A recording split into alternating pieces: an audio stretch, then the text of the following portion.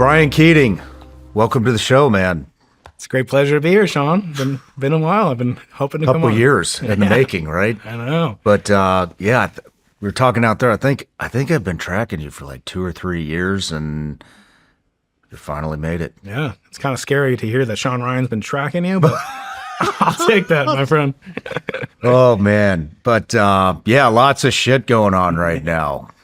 A lot of stuff going on right now. What do you think about all this alien stuff? You know, it's either the most exciting time to be alive or it's going to be the most depressing time to be alive. You know, it's like, imagine you keep asking a girl out. She says, yeah, soon I'll disclose my intentions to you. And, you know, you're just kind of waiting in the wings and you keep hearing things are going to happen. It's going to come out. Finally, we're going to know the truth. And the whole community is thinking about things and is excited about things.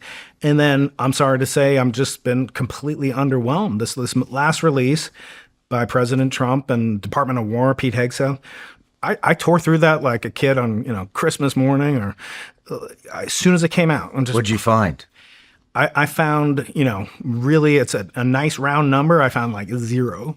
I found 0 that really interested me. And worse than that, I found things that were, you know, your background, you're used to dealing with kind of like psyops, and a good friend, my friend Chad Hash, he was in the psyops. He was in U.S. Army, served in Iraq. You know, they have exposure to things, right? They're gonna prime you for certain things. I call these psyops, SCI-ops, because it sounds so outlandish, so outrageous. It titillates the mind, especially if you're a nerd like me. I want to know about extra-dimensional beings. I want to know about non-humanoid biologics. I want to, and all I get to hear from people I respect, some people I've talked to, you know, I like to say I've got the square root of your podcast kind of size, but I talk to a lot of the same people that you've had the opportunity and honor to talk to. And it's always, you know, comes down to like, trust me, bro, or I heard, or somebody said this and I can't say that. And in the military, I completely understand it. I understand you've seen things, you've done things, you're not going to be able to talk about things. You're a scientist and you go on a show like my friend, you know, Stephen Bartlett's show, and you get 10 million views in one night. You say, well, I heard from somebody who heard from somebody, and you're a physicist like this, you know, people that have come on recently on his show. It frustrates me because that's not the way science works. Do you think this is all a distraction? I mean, every time there's a big release or hearing, it just, to me, it just winds up being another fucking Nothingburger. Yeah. I mean, have you heard anything that would make you, I mean, these are supposed to be some of the most consequential discoveries of all time, right? Things that could question and have caused people literally, Shawn, to be burned at the stake. Mm-hmm. Okay. 1600, Giordano Bruno, it was a priest in the Catholic Church in Italy. He proclaimed that every star you see in the heavens has a planet around it.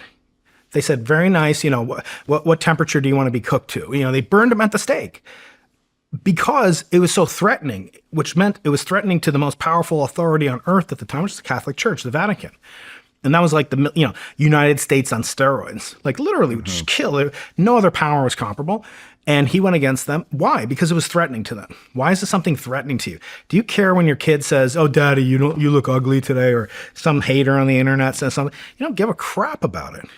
But when somebody says something important and it challenges your worldview, like that's significant. Mm-hmm. So allegedly, these things could have the most consequential impact on humanity. Has your life changed? Have you questioned your belief in God? Have you thought maybe, you know, there's something to these aliens and maybe it could be incompatible with my religion, my faith in Jesus Christ or whatever? No. I mean, I assume no. Right? I used to think there was something to this alien shit.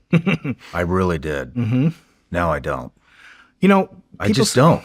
You know, I've interviewed so many people about this, and I'm not talking about Avi Loeb, but you know, the thing is well, one red flag to me is you got all these people out there that are screaming disclosure. We want disclosure. They're demanding it. But none of them are really working together. That's right. You know, and so, you know, behind closed doors, off camera, they're all talking shit about each other. Exactly. It's like, oh, you want disclosure, but only if you're the fucking one that disclose it, right? You don't want to work with anybody else and actually figure this out. You want to be the guy. That's what it is. And yeah, it's so that's like one thing. Another thing is I find the timing very odd of the release of all this shit. I mean, the latest batch of the alien conspiracy thing is, stopped right at the height of the Epstein stuff and the Iran war. Yeah. Whether you're for it, against it, whatever, it's very unpopular. You know what I mean? And so it's like, give them aliens. You know what I mean? That's right. How I think about it now. I'm just like, this fucking bullshit. Of course you drop it right now. Exactly. And so I think the timing alone is discrediting. So, in the ancient Roman times, you had on Jeremy Ryan Slate, is a friend of mine not too long ago. He talked about ancient Rome and what they used to do and how they keep the masses entertained when there's no Netflix. They had bread and circus. I call this bread and saucers. This is what they're doing. There's a lot of distraction. Why is it distracting, though? That's what interests me. It's a metacognitive thing. To me, it's interesting because it taps into something primal in the human spirit, which is beautiful, by the way, that people care about the possibility of extra-dimensional, extraterrestrial, not only life. Like, if I told you tomorrow we discovered some slime mold on, the moon of Saturn, Titan, you'd be like, holy crap, that's cool. But if I told you there's dolphins swimming around on the ocean, you'd say that's even cooler, right? And then if I said there's freaking dolphins with opposable thumbs and they're using iPhone, you'd be like, holy freaking crap, right? So it's this hierarchy of insane, interesting, most fascinating stuff. And it is child abuse or humanity's curiosity abuse. When you start saying something is so weighty, so important, so significant, not just to your worldview, your religion, your belief in God, all these things, and you start like rug pulling it. I think it's not only, kind of not nice to do to people. I think it's morally objectionable. If you keep teasing this and just wait till you see it. And by the way, it's not just scientists. It's not just the military. It's people in Congress. It's people in power. And it's frustrating to me because there'll often be something, they'll say things like, we want someone, these things that we see defy the laws of physics. Okay. Well, I'm a physicist. Avi Loeb's a physicist. Show us the data. Avi doesn't believe that we're being visited right now. He does believe that there have been extraterrestrial technology potential for them to have visited us via this Oumuamua, this recent, 3-eye atlas, and we can debate the scientific methods all you want. And there's a lot of objections in science because guess what? That's what scientists do. Scientists don't say, oh, you found a good discovery. Oh, that's great, Shawn.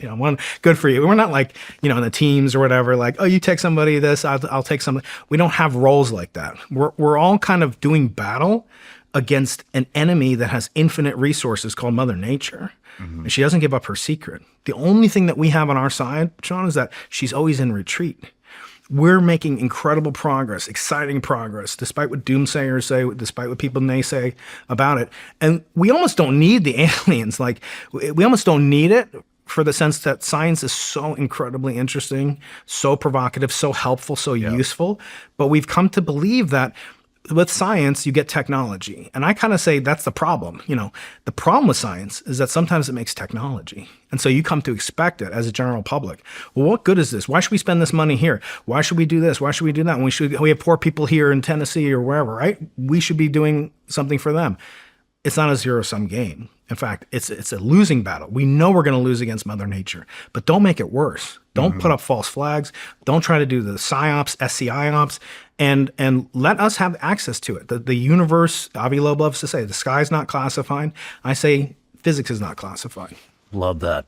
You familiar with Pauli market? Yeah, of course. Pauli market only gives a 14% chance that the U.S. will confirm that aliens exist before 2027. Did you see the post that Trump did? Yes. The other day with an alien. Did market. Anybody? What is that?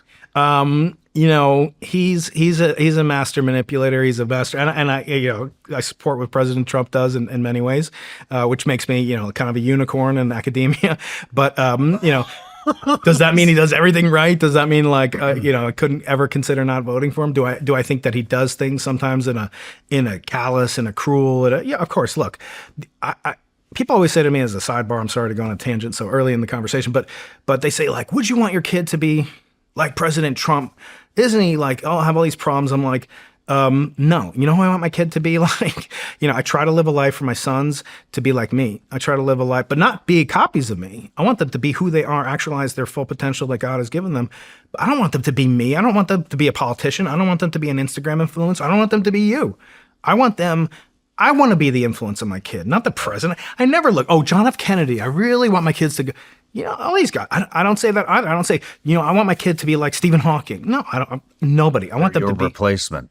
Exactly. They're your ticket to the afterlife in reality, spirituality, and ideologically. I think that's what other gift could you have? And by the way, I like to say for people that don't have kids, a lot of my friends don't have kids, I'm sure, the same number of people. You don't have to have kids yourself. A, you can adopt. B, you can be a mentor. It's a shame the Catholic Church and Michael Jackson have given like real bad name to like men mentoring younger kids. And I think it's a tragedy, because I think what you need is more biological fathers and more ideological fathers. And you can be both, but you don't have to be both. Mm-hmm. Mm-hmm. Let's get back to aliens real quick. So Polymarket gives a 14% chance that the U.S. government confirms alien life or technology this year. $38 million in real money has traded on this. You've built telescopes at the South Pole looking for signals from the beginning of the universe. As a physicist, what do those odds tell you? So one of the places I built a telescope is at the South Pole, Antarctica. And I think that means I've been on a Navy base that you haven't been on. The South Pole. That means you've been on a Navy base that I've not been on. And I've probably been on a plane, put in the only ways I can, say that I've done something Shawn Ryan hasn't done is I might have been on a plane you've never been on in the military, an LC-130 cargo plane. So it's a ski-equipped cargo plane. The U.S. doesn't export it. It's like the F-22 or something. I've never even seen one. It's the world's biggest ski plane. It is the coolest thing. It's a C-130. Dude, you went to Antarctica? I've been there twice. I spent months of my life. What's going on down there? So Antarctica is one of the most fascinating, otherworldly, just like extraterrestrial kind of planet, filled with some of the most hard-charging people outside of the military that you probably ever want to meet. It's oversubscribed, so it's harder to get to the South Pole to work there as a cook than it is to get into Harvard University. There's so many people that want to work there, that be there. They love the isolation. They love the desolation. It's like the movie Star Wars with the ice planet Hoth frozen over in snow. Isolation, desolation. Sounds like my dream place. For me, it's a nightmare. Yeah, for you, it's great. I love getting there. I love having been there. I hate being there. You love getting there? What's that, like a 25-hour plane ride? It takes 7 days. Yeah, from San Diego. Holy It's crazy. shit. It's crazy. And or you can take 2.5 weeks by boat across the world's Southern Ocean, which is the most dangerous and kind of violent sea. I get seasick, so like I go on a stand-up paddleboard, I get seasick. So, I'm not taking the boat ride. But so you get there, you go from San Diego, fly to LAX. You fly from LAX to either Australia or to the North Island of New Zealand, to Auckland, New Zealand. That takes, 14 hours, whatever flight. Then you get there. Then you have to take another flight to get from there to Christchurch, New Zealand, which is on the South Island of New Zealand. New Zealand is where they film The Lord of the Rings. It's the most, it's like Switzerland plus the tropics. It's an incredible, beautiful place. And then you get there, and the U.S. has carved out an army base, a naval base, and a provisioning center from this place called Christchurch. And the reason that they're there is it's where the historic explorers like Roald Amundsen, who's the first man to reach the South Pole, and Robert Scott, who's a British team, they were in a race, Shawn, every bit as competitive as the Cold War space race to get to the moon first. This battle in 1911 and 1912 was every bit as intense geopolitically, national pride, scientifically. It was the last continent. No one had ever seen Antarctica. When Antarctica was discovered? Antarctica was discovered after the planet Uranus was discovered. No we found kidding. a freaking planet before we went to the world's seventh continent. It's a continent. Wow, I did not know that. Yeah, it's an actual continent, which means, unlike the North Pole, if you go to the North Pole, you've seen that when the submarines go up through there, there's no land at the North Pole. If you go to the South Pole, you dig down through 9,500 feet of ice, you hit rock. That means it's a continent. So it's one of Earth's 7 continents. It has a population right now as we're speaking. It's winter in Antarctica, or it's starting to be, the fall. It's going into winter there as we, kind of are in spring, going into summer in the northern hemisphere. There's only about 800 people on the whole continent. Wow. So, once again, this sounds like my dream place. Yeah, you got a 200-mile shooting range you can go out to. That means everybody there has to have a specific job and has to be very fucking good at it. There's no 100%. slackers. That's right. That's why I imagine there's no slackers. No, you can't get. First of all, you need a psychological exam if you're going to be there. You can't because there's no doctors there. There's no dentist there. If you have even a 1% chance that you're going to need your molars removed before you go to Antarctica, they force you to pull them out. Okay, because there's no dentist there. Can you imagine the horrific pain that you could possibly have if you were at the South Pole? No doctors, no dentists, no x-rays, nothing you could possibly save your life, and you get a toothache. So they have to, and it costs hundreds of thousands of dollars for each person to get down there. So the U.S. takes it very seriously. We go down these ski-equipped cargo planes. We leave from Christchurch on a C-17 if you're lucky. If you're unlucky, you get a C-130 again, which is half the speed. And they can only get provisions in or out of there about 3 months of the year. So the station opens up in November, which is the beginning of their spring, going into their summertime. And then it ends in February 15th. And Shawn, if you're not out by February 15th, you're there until November. You're not going anywhere. Damn. So yeah, it's an incredible environment. And it's dark, by the way, it's dark, pitch black 3 months of the year. I've been thinking a lot about this lately.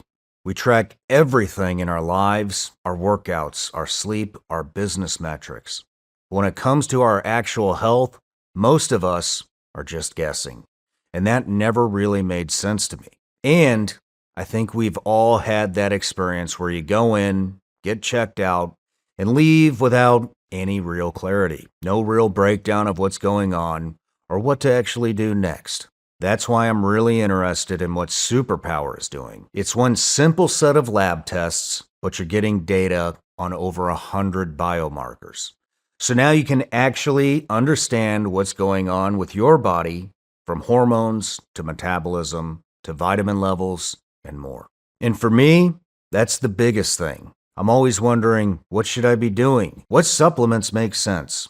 How to adjust my diet? How to optimize performance? And instead of guessing, Superpower gives you a real plan based on your data. It also tracks everything over time, so you can see progress year after year, and not just start over every time. Make this the year you stop guessing about your health with Superpower. For a limited time, our listeners get $20 off to unlock their new health intelligence. Head over to superpower.com and use code SRS for $20 off your membership.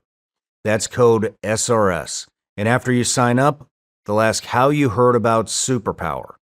Do me a favor, if you could, and tell them the Shawn Ryan Show sent you to support the show. What's security like? So I actually had a friend. There is one gun down there. It's not. There is one gun down there. There's a .45 caliber 1911.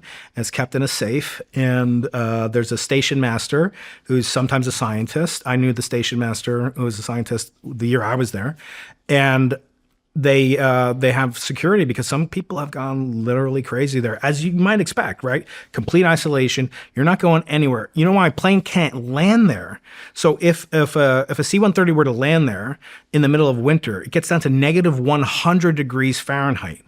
Okay, so that's 300 degrees below the boiling point of water. So they actually have a sauna at the South Pole that gets up to 212 almost degrees Fahrenheit. And then the coldest day of the year is usually in July. They go outside and they run around naked around the South Pole. It looks like a barber pole, just like you see in, like Santa would have or whatever. It's a barber pole that marks the geographic axis on which the Earth is spinning. Okay. They run around. It's called the 300 degree club. You run around every time zone, and you're running in negative delta temperature of 300 degrees Fahrenheit.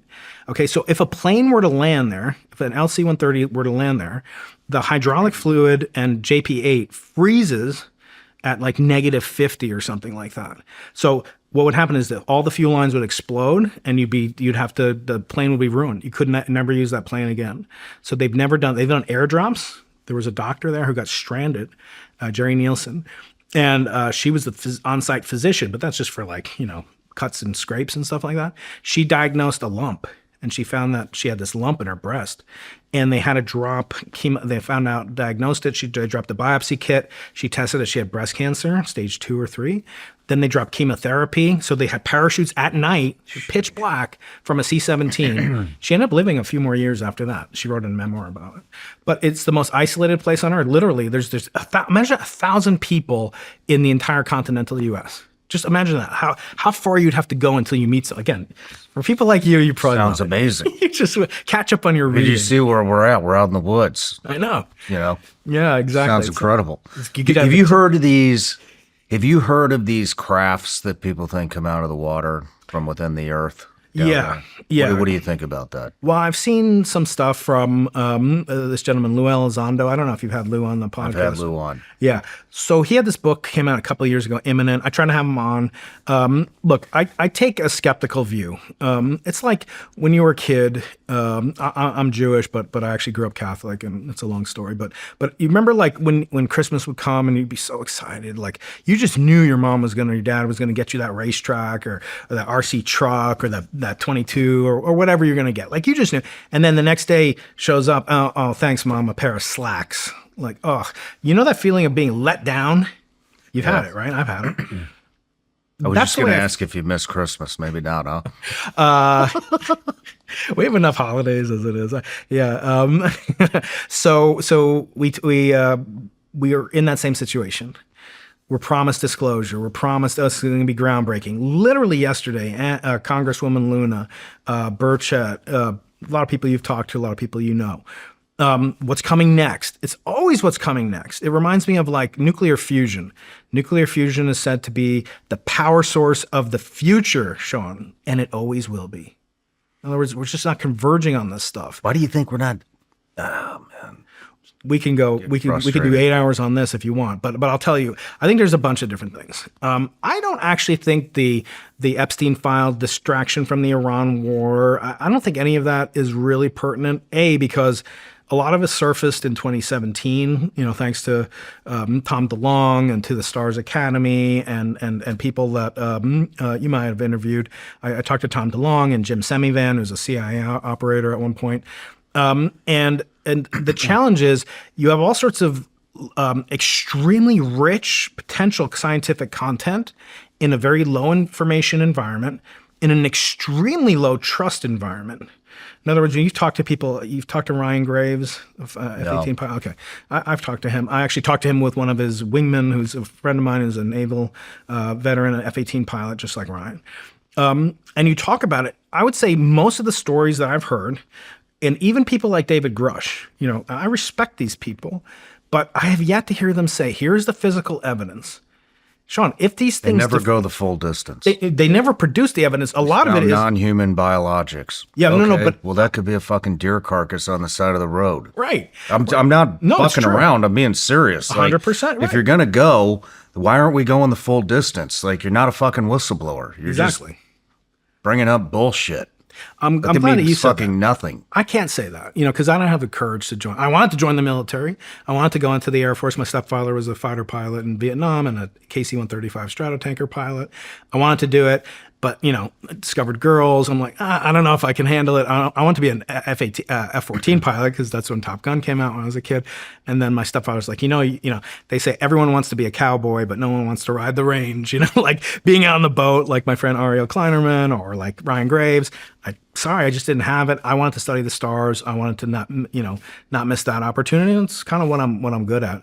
But on the other hand, this stuff is so interesting. And yet I keep hearing things like, I heard from somebody or, David Grush, I can't, these are the testimonies. I haven't seen them.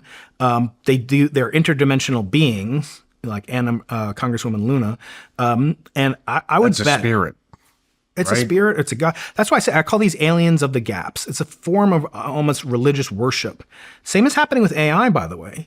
You see this worship, this power, these people involved. Look at the people involved in AI, Shawn. What do you mean worship in AI? What are you talking about? Worship in AI is creating a God in our image. Okay. So just what God did with us. God created us from dirt. Adam in Hebrew, it means earth. It means dirt. God carved us out of earth. Created. We can believe it literally. You can't. I'm not here to proselytize. I'm not going to say anything about anyone who believes literally or doesn't believe literally. But the point is, gods that we create in our image, it's one of the oldest stories of all time. Tower of Babel. What was the Tower of Babel? It wasn't just like, oh, we're going to make this tower. And it was humans developed technology. They created the first composite building material with straw, with earth, with dirt. That's a composite building material, like rebar and concrete, right? That's come out. And they said, hey, we have technology now.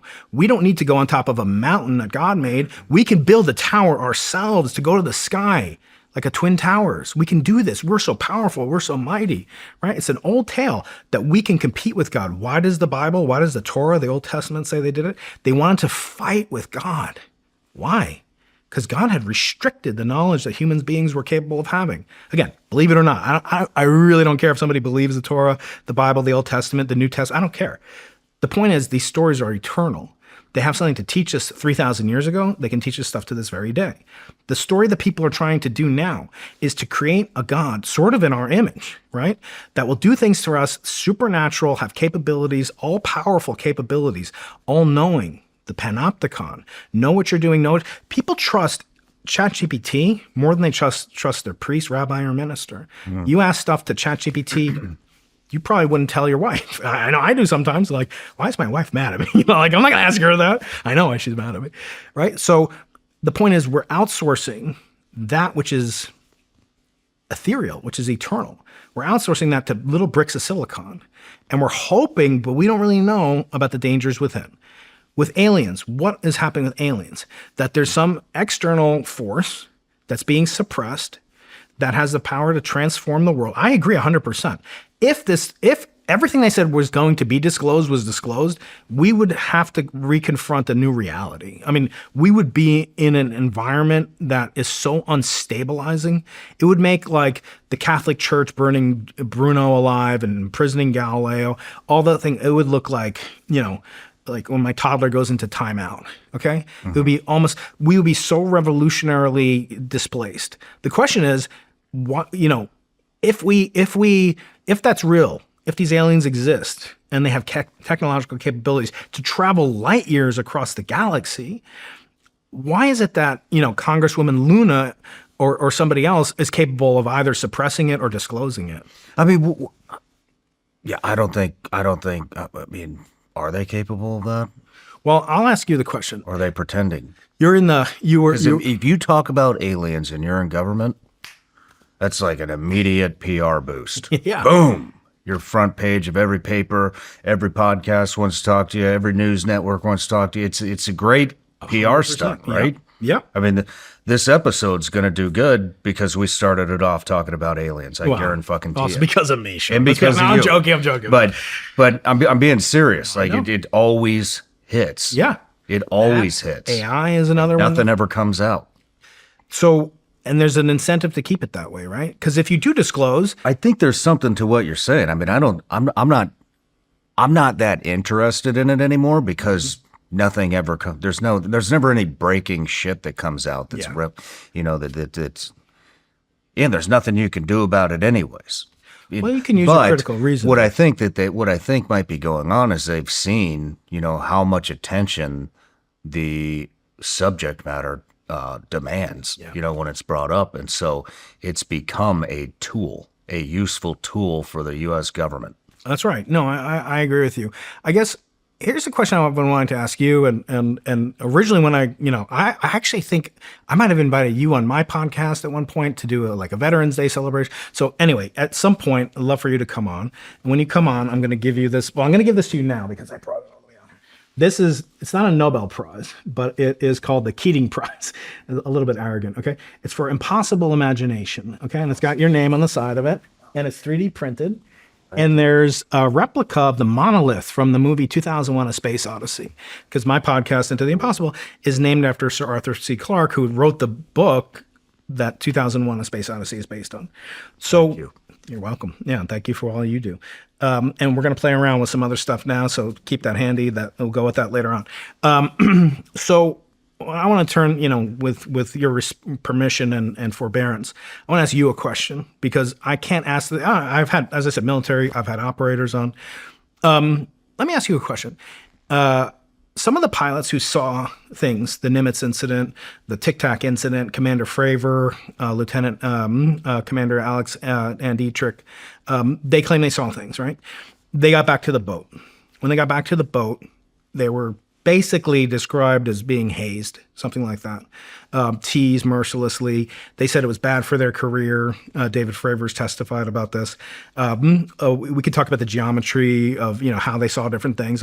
But I want to ask you, as an operator, if I know people that have lost limbs to IEDs. Okay, if you're on point, if you're going on patrol, and one of your buddies says, I think I see this thing and it's unusual. It could be an IED or not. Like, when you got back to camp, would you tease that person, or would you say, we should take this freaking seriously? Yeah, you would say we should take this seriously. So what do you make of the fact that when they got back and throughout, and Ryan Graves has done a good job trying to combat this, but what do you make of the fellow people that should also be encountering these things and should be subject, if they're just simple, prosaic, man-made, Chinese-made, whatever you want?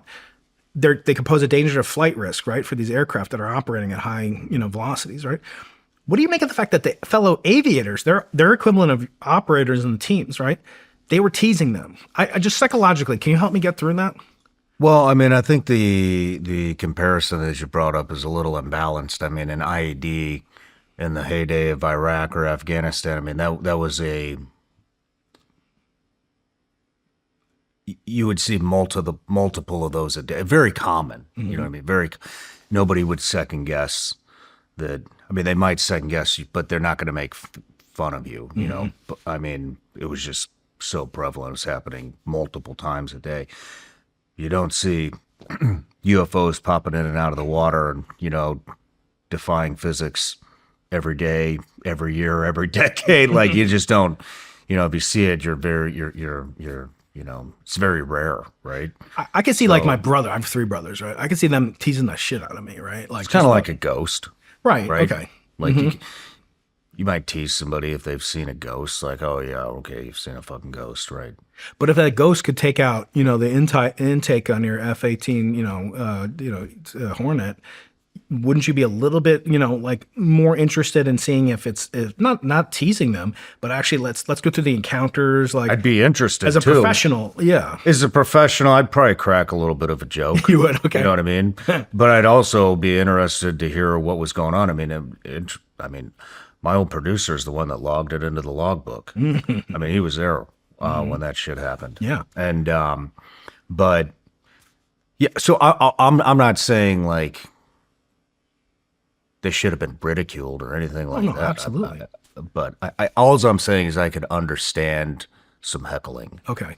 Going on. Right. And then when you hear things, again, I'm a civilian. I'm encouraged to do stuff that you and your audience does, right? Although I do have some gifts for your audience that we're going to talk about later on. So that's a cliffhanger. That's a retention device. Another question when I turn the tables on the podcaster and ask you a question. In the context of me as a civilian, I'm told Keating, shut your mouth. These guys saw what they saw. You don't have the balls to strap on an F-18. You didn't serve in the Air Force intelligence like Grush. What should I say in those situations? It's true. I'm a pilot, but I don't fly F-18s. I fly Cessnas, right? But tell me, how should a civilian, questioning what level of deference, what level of credulity, should I just believe someone because they strapped on a jet? and I didn't have the balls to do it, or walk me through that, because I get that a lot. Like, you don't have the skills that he has, and you don't have the fortitude to join, so you can't question them. Even though I'm like, well, I'm a physicist, like I know about FLIR, I know about radar, I know about technology, I know how astronomy has always fed into technology for military applications first and foremost. But you're right, I'm not a military operator. So how do I, as a civilian, kind of navigate that chasm? I don't think any of that's even relevant. You didn't serve. What the fuck does that have to do with aliens and UFOs? Like, we're not talking about some tactical maneuver that they did and bombed somebody, and you're second guessing the tactics. No, not at all. They don't have any fucking experience with UFOs or aliens, just like anybody else. They saw some phenomena, right? Mm-hmm. So, I mean, I think that's okay. It's not legitimate. Not very well crafted defense mechanism, to my opinion. But the fact that, like, they have great hand-eye coordination, or they have great, the sniper knows, how to do this and that, and like they know about observing things in a high threat environment at high speeds and kinetic environments. You don't, Keating. You sit behind a chalkboard and teach, quantum mechanics. Like, nothing. There's nothing legitimate. The only ones that steel man what they're saying. The only ones that seem to have an abundance of experience tracking UFOs in real time have pretty much all been debunked and are full of shit. So I mean, that's, when it's a continuous thing, it's like, oh, there's the experience. Oh shit, it got debunked again. But I don't know. Does that answer your question? Yeah, I think it does. Yeah. Well, Brian, let me give you an introduction here. Oh yeah. Way too far into this. Brian Keating. You are the Chancellor's Distinguished Professor of Physics at UC San Diego, the inventor of the BICEP telescope at the South Pole, and the principal investigator of the Simons Observatory, one of the largest cosmology experiments ever built. A $100 million plus telescope array in Chile's, I can't say this, Atacama Desert, involving over 400 scientists from 40 institutions. You have raised approximately $200 million for your research, received the Presidential Early Career Award for scientists and engineers, been elected to a Fellow of the American Physical Society, and been inducted into the International Aviation Hall of Fame as a 2022 Legend of Flight. You're the author of Losing the Nobel Prize, ranked a Best Science Book of the Year by Science Friday, Physics Today, and Forbes, and one of Amazon's editors' best nonfiction books of all time, and the host of the Into the Impossible podcast with over 500,000 subscribers, where you interview scientific and cultural pioneers, including 23 Nobel Prize winners. Yes, that's impressive. You are a licensed multi-engine turbine-rated commercial pilot who has lectured on 6 of 7 continents, including Antarctica, and you arrived today with a replica of Galileo's 1609 military telescope, a Martian regolith sample, and a 4.3 billion-year-old meteorite that you will send to 250 members of this audience with APO addresses. That's fucking awesome. Welcome to the show. Thanks, Shawn. It's quite the intro. Yeah, better late than never. But you should hear what my mother-in-law says in her rebuttal to the introduction. Oh, shit. Oh, man. And then before we get too far into it, I got a Patreon account. It's quite the community. They're the reason that I get to sit here with you today. Remember. Thank you. So they get the opportunity to ask every single guest a question. This is from Neil Ambrosio Jr. While most technologies to date have been used for space exploration, what are your thoughts on that same technology being used for the weaponization of space? So one of the oldest partnerships in science is between astronomy and the military. Most people don't know about that, but the same types of technologies, of inventions, of calculations, of theory are exactly applicable in military situations. For example, the telescope, this replica telescope here of Galileo's 1609 telescope. So Galileo didn't invent the telescope. A lot of people think, oh, he invented it. He actually kind of stole the idea, and he sort of admits to it, but that's academia for you. We're used to kind of taking credit sometimes where credit might not be due. But what he did do is he kind of made it like 10x. I don't know. Did you ever have a BlackBerry, back in the day, or a Nokia, kind of phone, right? The first kind of phones that did more than just send calls back and forth had early access to the internet, and you could do very crude browsing, and that's what made them really popular.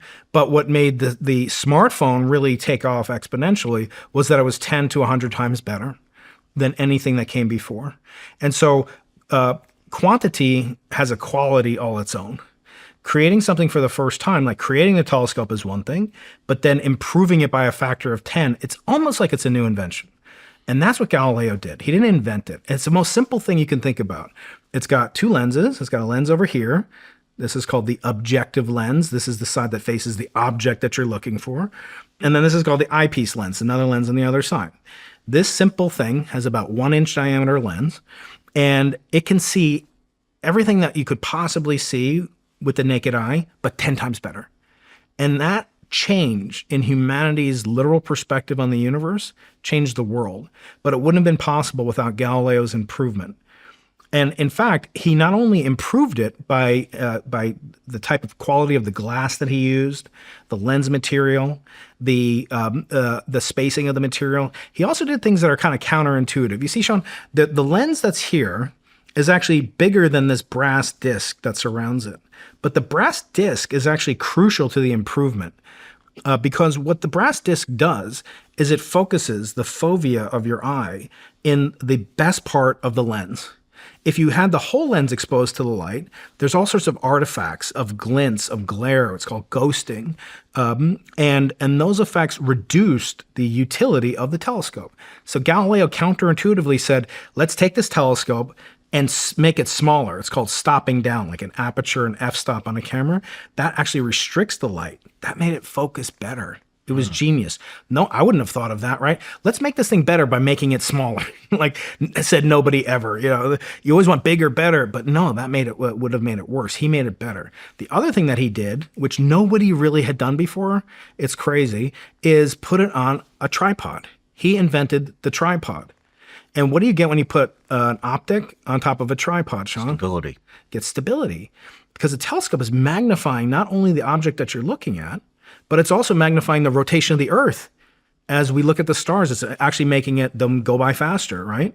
The stability made, when you coupled the stability to the optic itself, you could now use this for military purposes. This became the first sniper rifle scope. This is the first optic ever made. Okay, it's a replica, but the real one, there's only one left, and it's about $1 trillion. So I can't bring that for you. Maybe next time. But what was so useful about it is Galileo didn't use it for astronomy. That wasn't the first thing he used it for. He did for himself, because that was what his passion was. The first night he invented this new improved version of it with the tripod, he looked at the moon. And the moon at that time was unknown territory. People had no idea what was on it, what it was made of, if there's life there, if it's totally different than the Earth. And he looked at it and he saw it looks perfectly smooth and circular to the eye. It has blotches on it, but he didn't know what those were. He looked at that and he saw the following. He saw mountains, he saw craters, he saw lava flows. And he said, wait a second, people are telling us for 2,000 years it's perfect. It's a crystalline sphere. This isn't perfect. It's riddled with holes and craters and marks and mountain ranges and rift valleys and craters and canyons. It's kind of like the Earth. That was the first unification of an extraterrestrial object with the Earth. That was amazing. He then looked at other objects and did things, and he wrote these all in his notebook, and he kept them all in a span of 3 months. He discovered the following things. The moon has craters. The moon has rivers, looks like rivers to the eye. It looks like it has oceans on it. It doesn't have flowing water anymore, or ever did, really. It has valleys, canyons. It has vast plains upon it, okay? He saw all that. That was one night. The next night, he saw the planet Venus goes through certain phases just like the moon.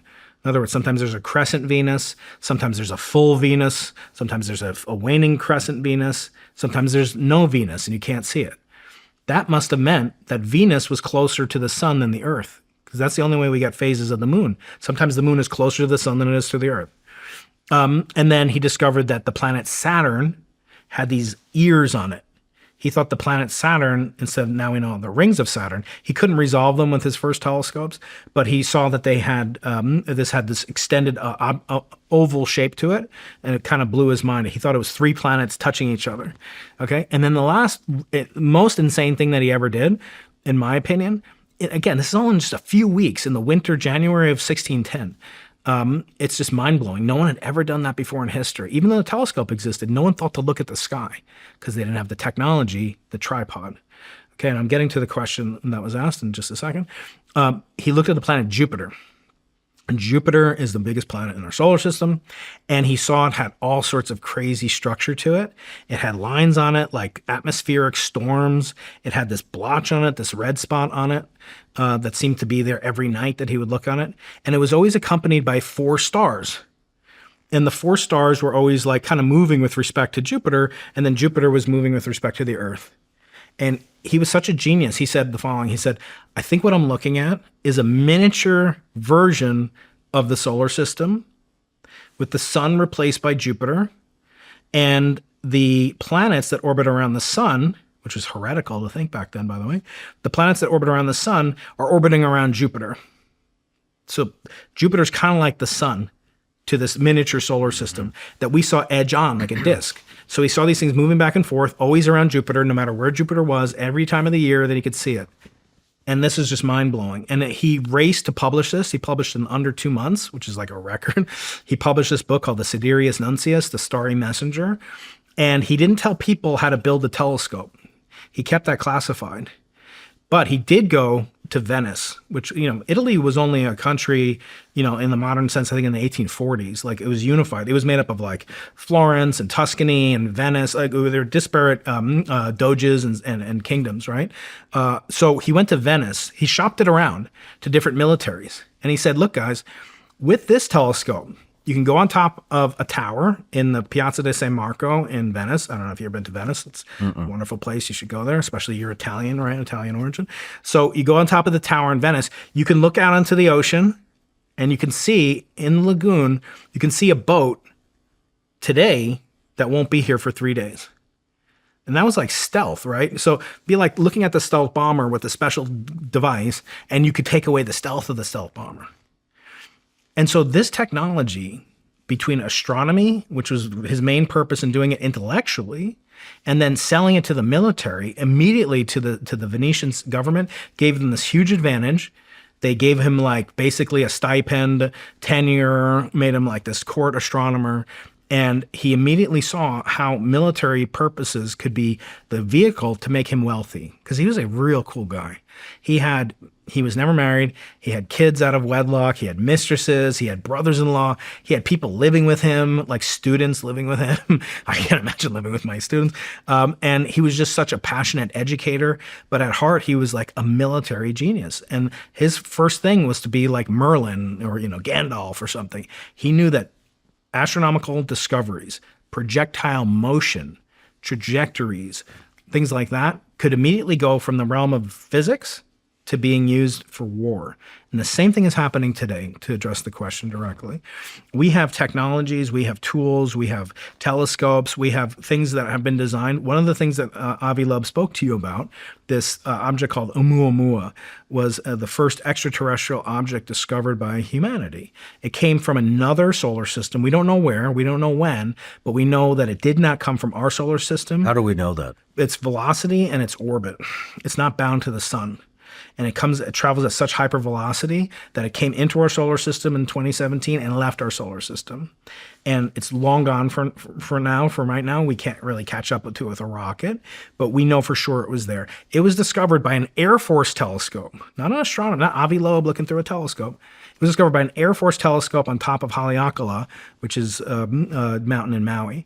So this purpose of that telescope was not to look for comets from other solar systems. That's serendipitous. That was accidental that we discovered it. Its real purpose is looking for other things that are up there in space. And the best way to do that is to use the tools of physics, of astronomy. And that's why I keep saying, if you think that these UAPs defy the laws of physics, you would want to have as much input from the physics community, not alienate them, no pun intended, not make them feel stupid or make them feel like they're just eggheads and they're just talking down to people and we know the truth and the government lied about COVID, Shawn. You know the government lied about COVID, so you know that they're lying about aliens. Would never lie. Yeah. I love it. The government would never lie. They just have our best interest and always forever. They always have, right? I mean, even to Galileo, eventually he ran afoul of the government because of these astronomical telescopes, because of the discoveries he made. Bruno ran afoul for the same Catholic government, which was the government of the time, the superpower military undefeated champion of the world. He ran afoul because he suggested that life could have existed on other planets. Therefore, Jesus could not have possibly been able to visit all of these different planets, according to the Catholic Church at the time. And so they literally accused him of heresy, even though I believe he was a Jesuit or a Catholic priest. So they burned him alive at the stake as a warning. Do not defy with your science our laws of how the heavens go. Because we know, the Bible knows how they actually work. Wow. Wow.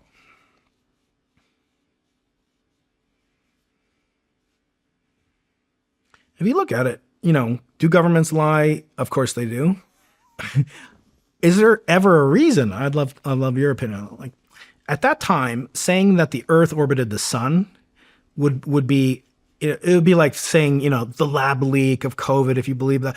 It would be like that on steroids. Like, does a government or should any entity have responsibility to avoid either mass panic, as in the case of aliens or something like that, or mass pandemics? In other words, do we need any kind of overarching government beneficial? We can debate if they ever could be beneficial, but in your opinion, is it important to have governments? And do they have a right to have secrecy? In other words, let's steel man what the people say that we have to keep this quiet. We can't disclose. Trust me, bro. How do you view that as someone who's I think deeply there's involved? a staunch difference between flat out lying and just not disclosing. I think there's a line there, don't you?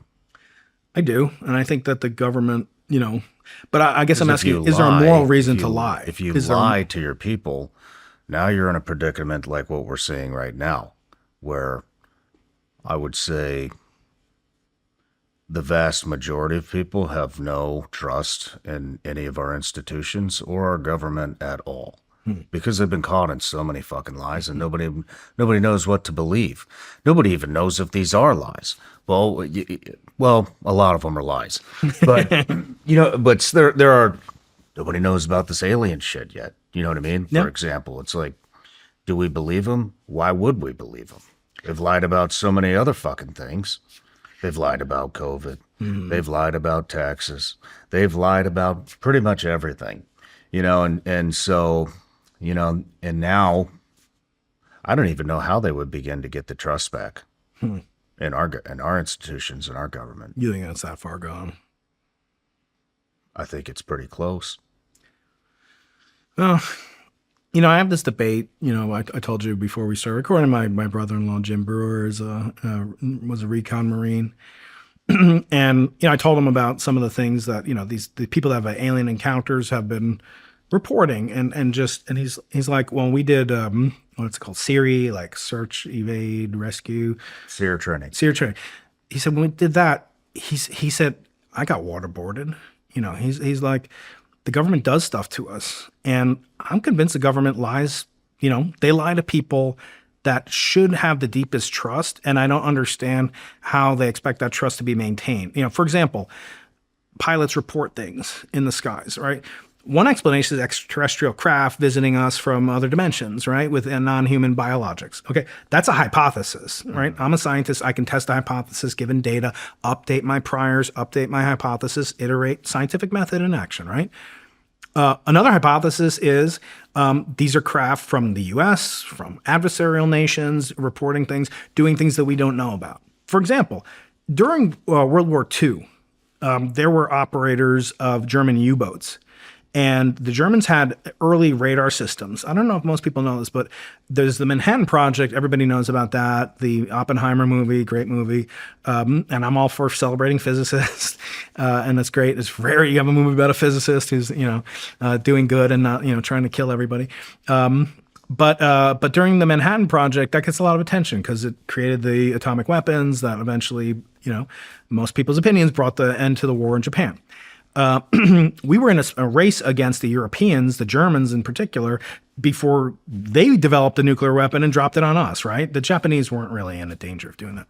But the Germans had some of the best scientists of the time, the Heisenberg, and just incredible scientific. That's where quantum theory began and nuclear physics was first understood, was in Europe. But there was a parallel effort that almost nobody knows about, and yet you use it every day, if you're driving in a car, if you're flying in a plane, and it was radar. Radar was one of the most significant military advances of World War II. Almost nobody knows about it. And it was also created by physicists. So the two of the most decisive technological enabling things were invented by astronomers and physicists operating in World War II and slightly before. Radar was particularly valuable because it was much more deployable than the nuclear technology of Los Alamos and then leading to the bombs, right? That took this huge effort, $1 trillion in today's dollars. Radar was much more accessible. Any country could develop it. But at that time, there was also an effort to do counter radar. You can't have counter nuclear weapon. I guess you could shoot them down with a Patriot missile, but that doesn't really stop the process of nuclear detonation, right? But you could actually counter the radar with jamming, with stealth. All those things were invented in the 1940s, some of whom were invented by colleagues of my colleagues that, were still alive in this generation, essentially. And one of them was a physicist by the name of Louis Alvarez.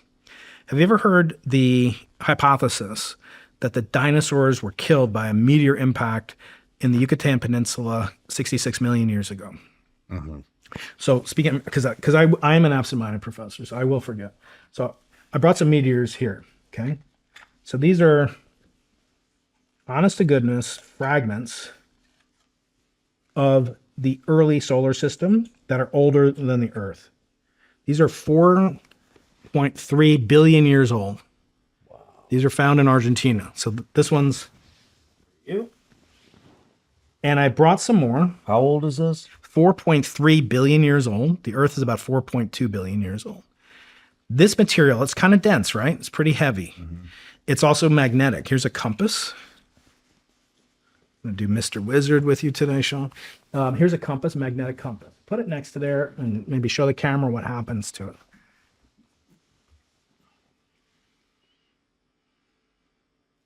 Well, I don't know if the camera can see it, but yeah.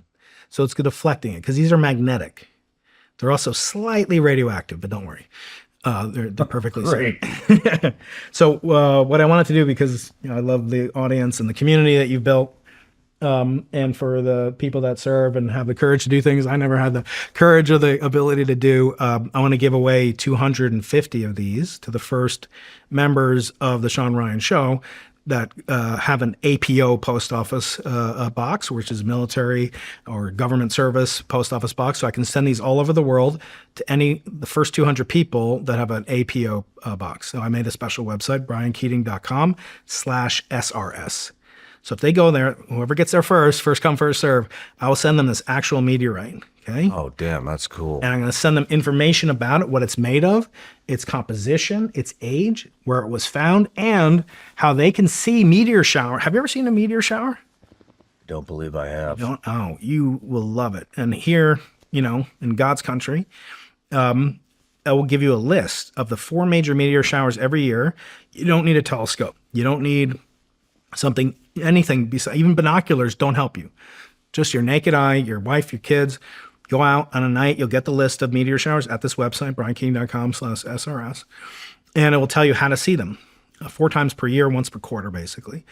These meteors here, okay, these rocks here, these are older than this. The physicist who discovered that the dinosaurs were killed by a giant version of one of these, 10 kilometers in size, okay, I can bring that today, that crashed into the Yucatan Peninsula. His name was Louis Alvarez. He'd go on to win the Nobel Prize in Physics. He was the only scientist on the Enola Gay. and it dropped a bomb in Hiroshima.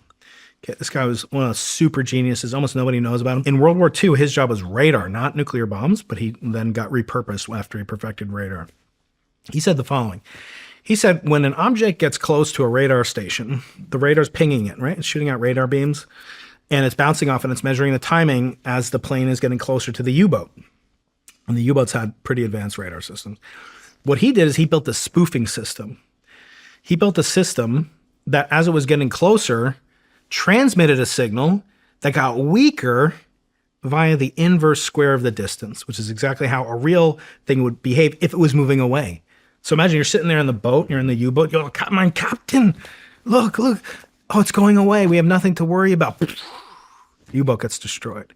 He spoofed the radar by utilizing the laws of physics, broadcasting a signal decreasing as the inverse square of the law as they were getting closer by the linear distance. Okay. Now imagine you're in the U-boat and you're showing your captain. You say, oh, it's going away. And then it drops a bomb on you and you see it at the last second. What would you say? You'd say, hey, that object is a UFO. It defied the laws of physics. It got here faster than the speed of light. They knew. They were smart as freaking heck, right? Germans were top military empire the world had ever seen. They would say that defied the laws of physics. How do we know that some of the things that are happening now aren't military technology? We don't. We have no idea. What's a simpler hypothesis? Occam's razor suggests the simplest hypothesis isn't always correct, but it's more likely than an outlandish or less probable scenario, right? So interdimensional beings with non-human biologics have traversed space and time at distances that we can't traverse in under 30,000 years with our best technology, or the military or Chinese military, whatever military you like, is spoofing us, making us think that that's the case, making it seem like it's defying the laws of physics. Is that proof? But no, a scientist has to think this way, has to think epistemologically. I asked a question in the Patreon tier that I'm a member at, and Shawn and the Vigilance Elite. I asked a question of Brian Keating. I said, ask Shawn if he's ever heard of the Feynman point. You ever heard of the Feynman point? Okay. Richard Feynman, another Titanic physicist, Manhattan Project scientist, professor at Caltech, winner of the Nobel Prize, discovering a quantum theory. He found an interesting pattern in the number pi.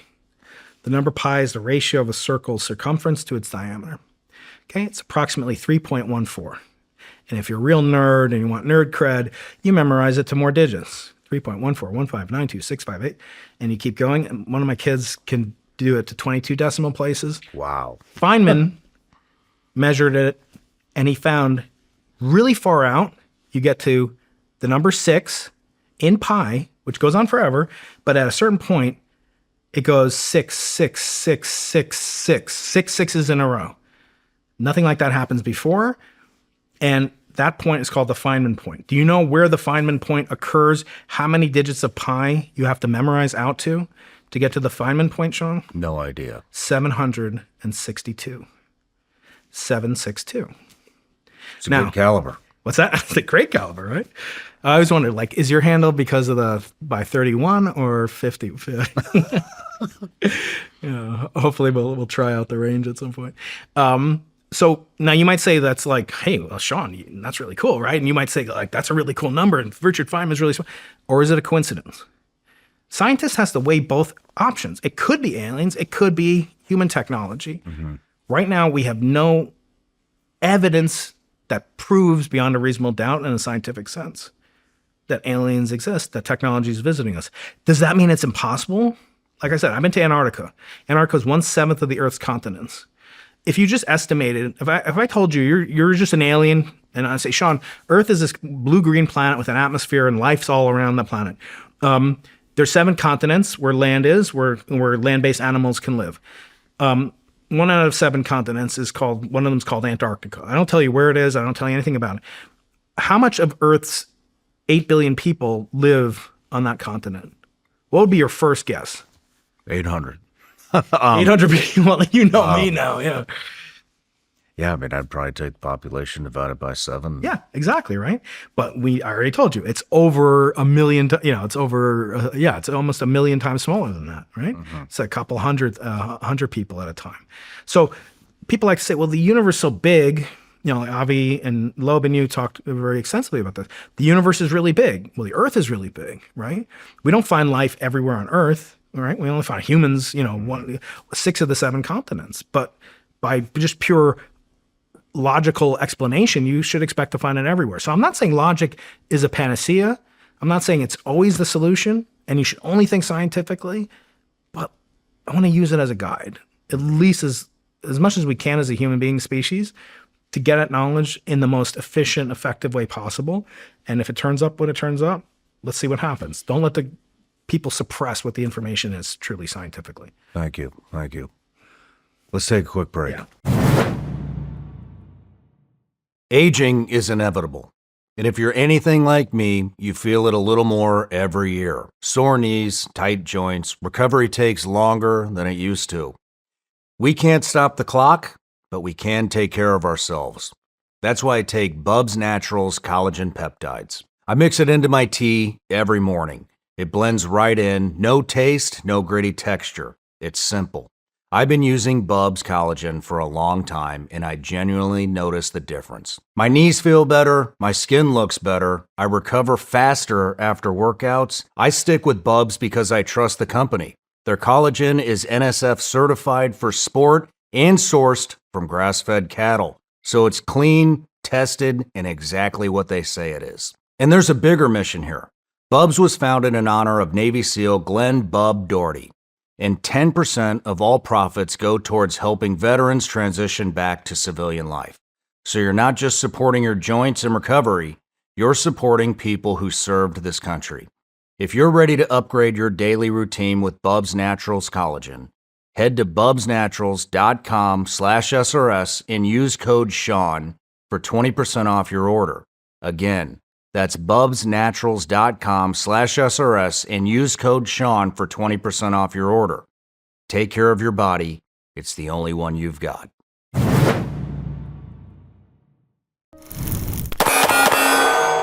Welcome to Hollywood versus reality. Did I do it right? What does he do in the movies? Tell me if I'm doing this wrong, because I don't watch any of this shit.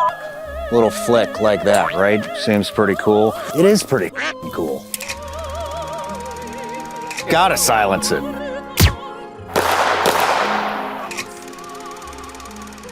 In another lifetime, I did gun reviews for a living. Proprietary magazines, supposedly the best engineering in the world. When that breaks, you're and now we're bringing them back. It does look pretty cool. I gotta admit that. All right, Brian, we're back from the break. I forgot to give you a gift.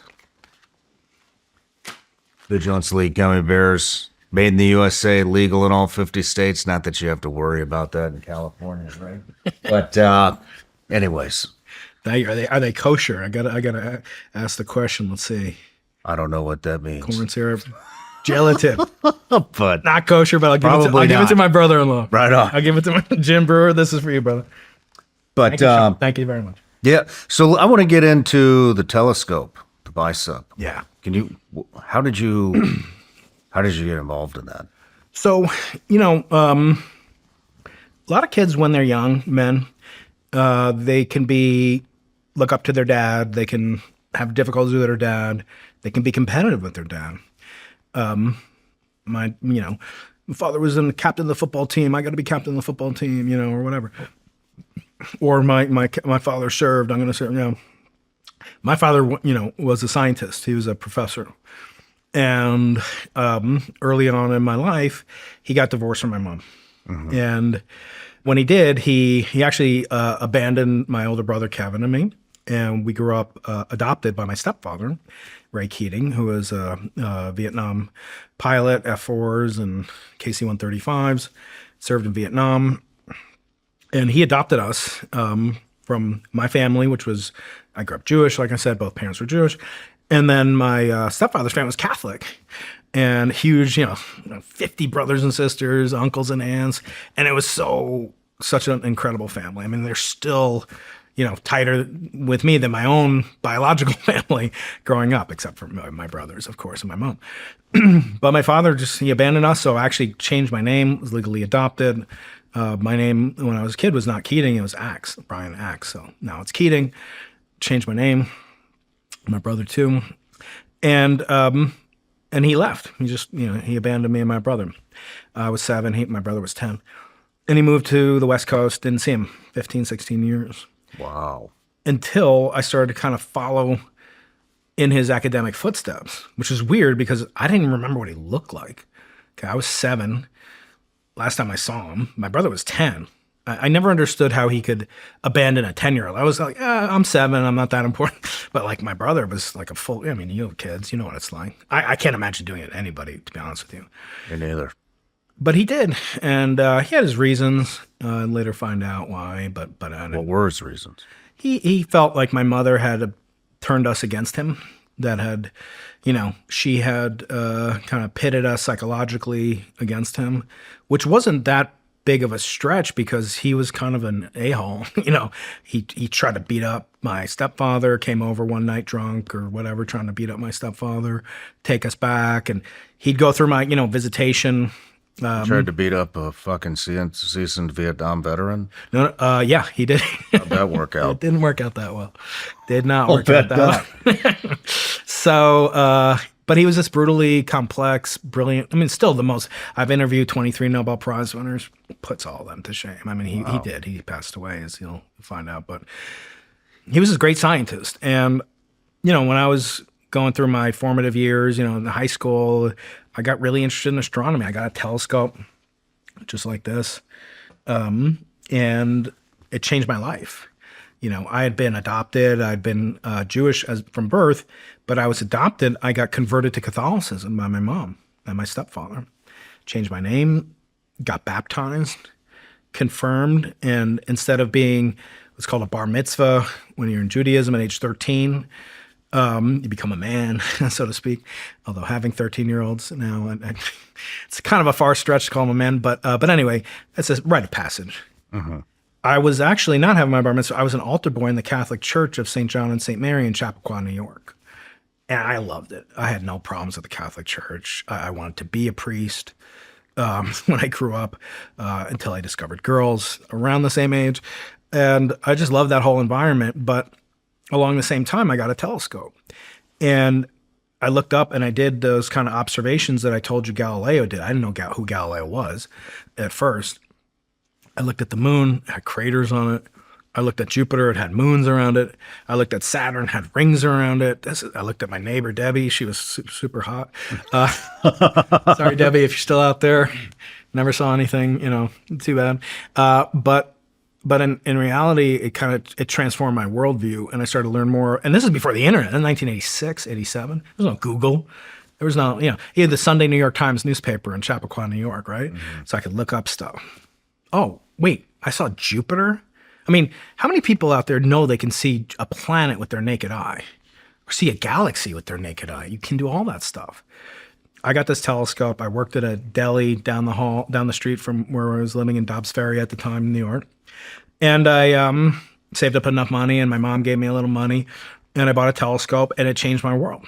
It literally made me into a scientist. That's why I say out there, any of you dads out there, parents out there, get your kid a telescope. Just do it. It's $50. Actually, I have a website, briankeating.com/telescope.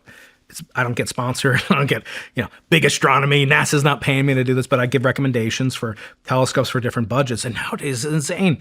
I have a telescope now. It costs a few $1,000s.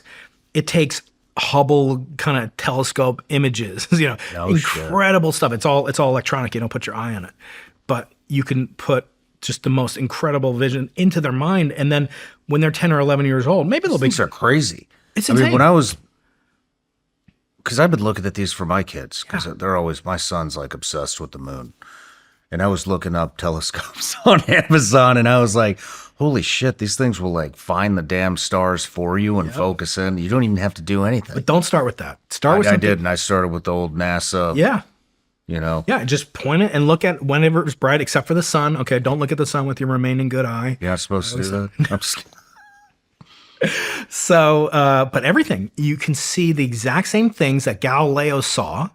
And unlike, Shawn, it's interesting. People say, what's it like to be a scientist? I can't really tell you, like when they discovered the Higgs boson or they discovered nuclear fusion. Like, I don't know what that was like because there wasn't one guy who did it, right? But there was one guy who discovered the craters on the moons, the rings of Saturn, the moons of Jupiter. That's Galileo. And so you can not only see what he saw, this is what's insane about astronomy for $50. So go out and get a freaking telescope for all your kids or grandkids or whoever, Shawn. It's the cheapest kind of insurance that they'll be curious, thinking for themselves individuals. You can see exactly what Galileo saw from the middle of San Diego or New York City. He didn't need a Hubble telescope to see that stuff. He was in northern Italy. You can see the exact same stuff he saw, even from a light polluted place like New York City. Craters, valleys on the moon, canyons. You can see the rings of Saturn. So what I'm saying is, I got addicted to it as a 12-year-old. And at that time, Galileo, who had conjectured that because Jupiter has moons around it, that the Earth cannot be the center of the solar system, because Jupiter's moons are orbiting Jupiter, which itself is orbiting the sun, but it's not orbiting the sun. According to Aristotle, according to the Greeks, according to all of ancient received wisdom, from following the science for the last 2,000 years before Galileo, no, the sun was the center of the universe. Sorry. Cut that out. The Earth was the center of the universe. In fact, that's what the Bible seemed to suggest. That's why Bruno was burned at the stake, and that's why Galileo was put in jail eventually. And so when I found out, what happened to Galileo when he had these ideas? What did the Catholic Church do to him? They threw him in prison for his scientific ideas. At that time, I can't say it didn't have something to do with discovering girls, to be honest with you, Shawn, like not wanting to go all the way and be a priest and be around nuns all my life. And that would be the only woman in my life. So I decided at that point, look, I'm going to be an atheist. Like I actually decided I'm going to be an atheist. Really? Yeah. Just because you liked girls? No, well, that's not like some small thing, Shawn. I mean, You can I still decided I didn't believe want to in be a God and priest. like girls. No, man. no. I decided I want to be a priest because I like girls. But no, I decided that I don't want to be a part of a religious organization that would punish someone for scientific truth. And at that time, Pope John Paul II, who's my favorite pope, I still love. I still love Catholicism. I still love the popes. But he was special. He was a very special person, and even he never pardoned Galileo. He just said he was right. Imagine like you do something, you're in service, or the president doesn't like give you a commendation. Certainly doesn't give you a commendation, but they're like, you were right, but we're not even going to take away the crime that we accused you of. We're not even going to say that pardon you. I mean, there's something that was unsettling to me as again, I was a 13-year-old nitwit, right? So what do you know, right? Mm-hmm. But at that time, it was kind of justification. That's when you decided to become an atheist? I literally decided to become an atheist. And there was another reason, because I said I was born Jewish, right? Mm-hmm. But I became Catholic, which is Christianity. Mm-hmm. I served in the Catholic Church. I loved it. And for me, I came from from a tradition that's older than Christianity, right? Jesus Christ was a Jew. And I felt like, well, Christianity came along after Judaism, right? It came along after Judaism, right? And Jesus was a Jew. So if Christianity has these challenges, like they're not going to accept scientific wisdom, or they didn't forgive Galileo, and so then I could say, well, Judaism has got to be wrong, because if something is based on, if calculus is based on algebra, and calculus, you can say, well, calculus or algebra is wrong, then certainly calculus will be wrong.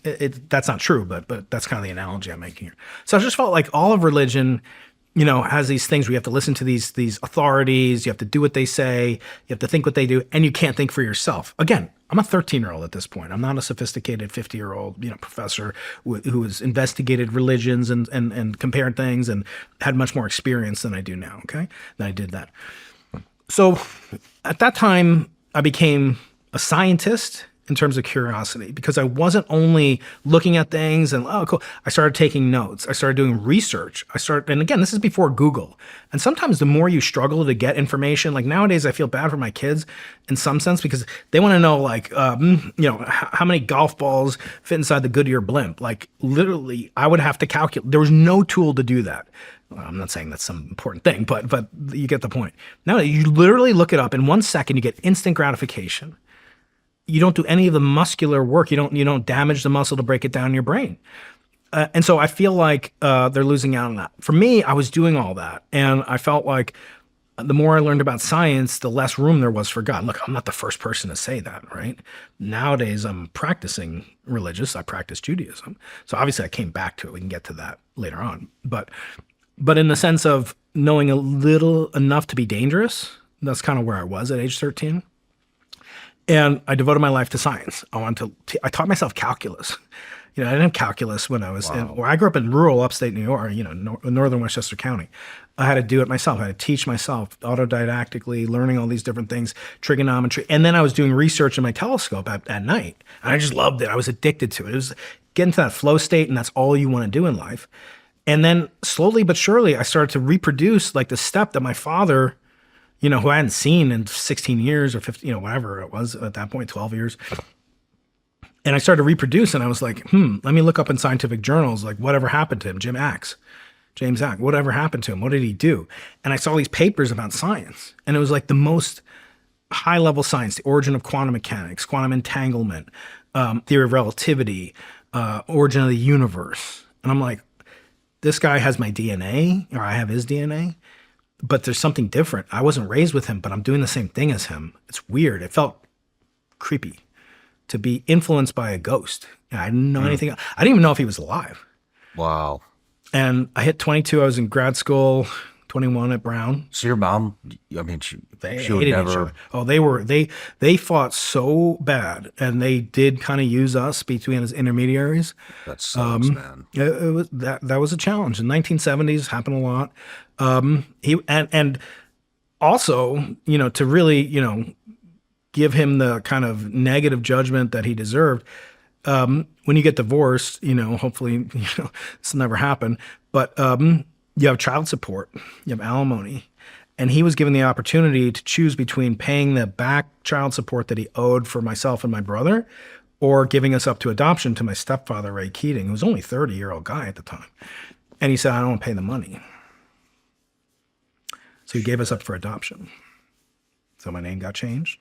Brother's name got changed. I didn't see him. I hated him. I was like, how could you abandon my older brother? Like, I was protecting my older brother, a 10-year-old who you were close to. It wasn't like, they weren't close. They were very close. Gave him up because he hated my mother so much. And she hated him just as much. Okay. It was a very nasty divorce. And so by the time I hit graduate school, getting my PhD at Brown University, I started, again, the internet was pretty young, mid-1990s. I started research, like, what did he do? Like, who was he? Is he alive? I didn't know. I didn't remember what he looked like. The last time I saw him was in a court in Long Island, New York. Shawn, I didn't know what he looked like 15, 16 years later. It's bizarre.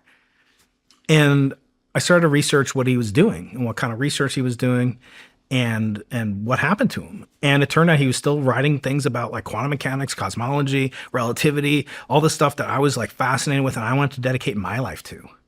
But there was like quantum entanglement. Like somehow he had influenced me from beyond the visual horizon. I hadn't seen him, kept up with him. There was no internet really. So it was spooky. It was spooky action at a distance. He was influencing me. So I started to research him. Got more and more involved in it.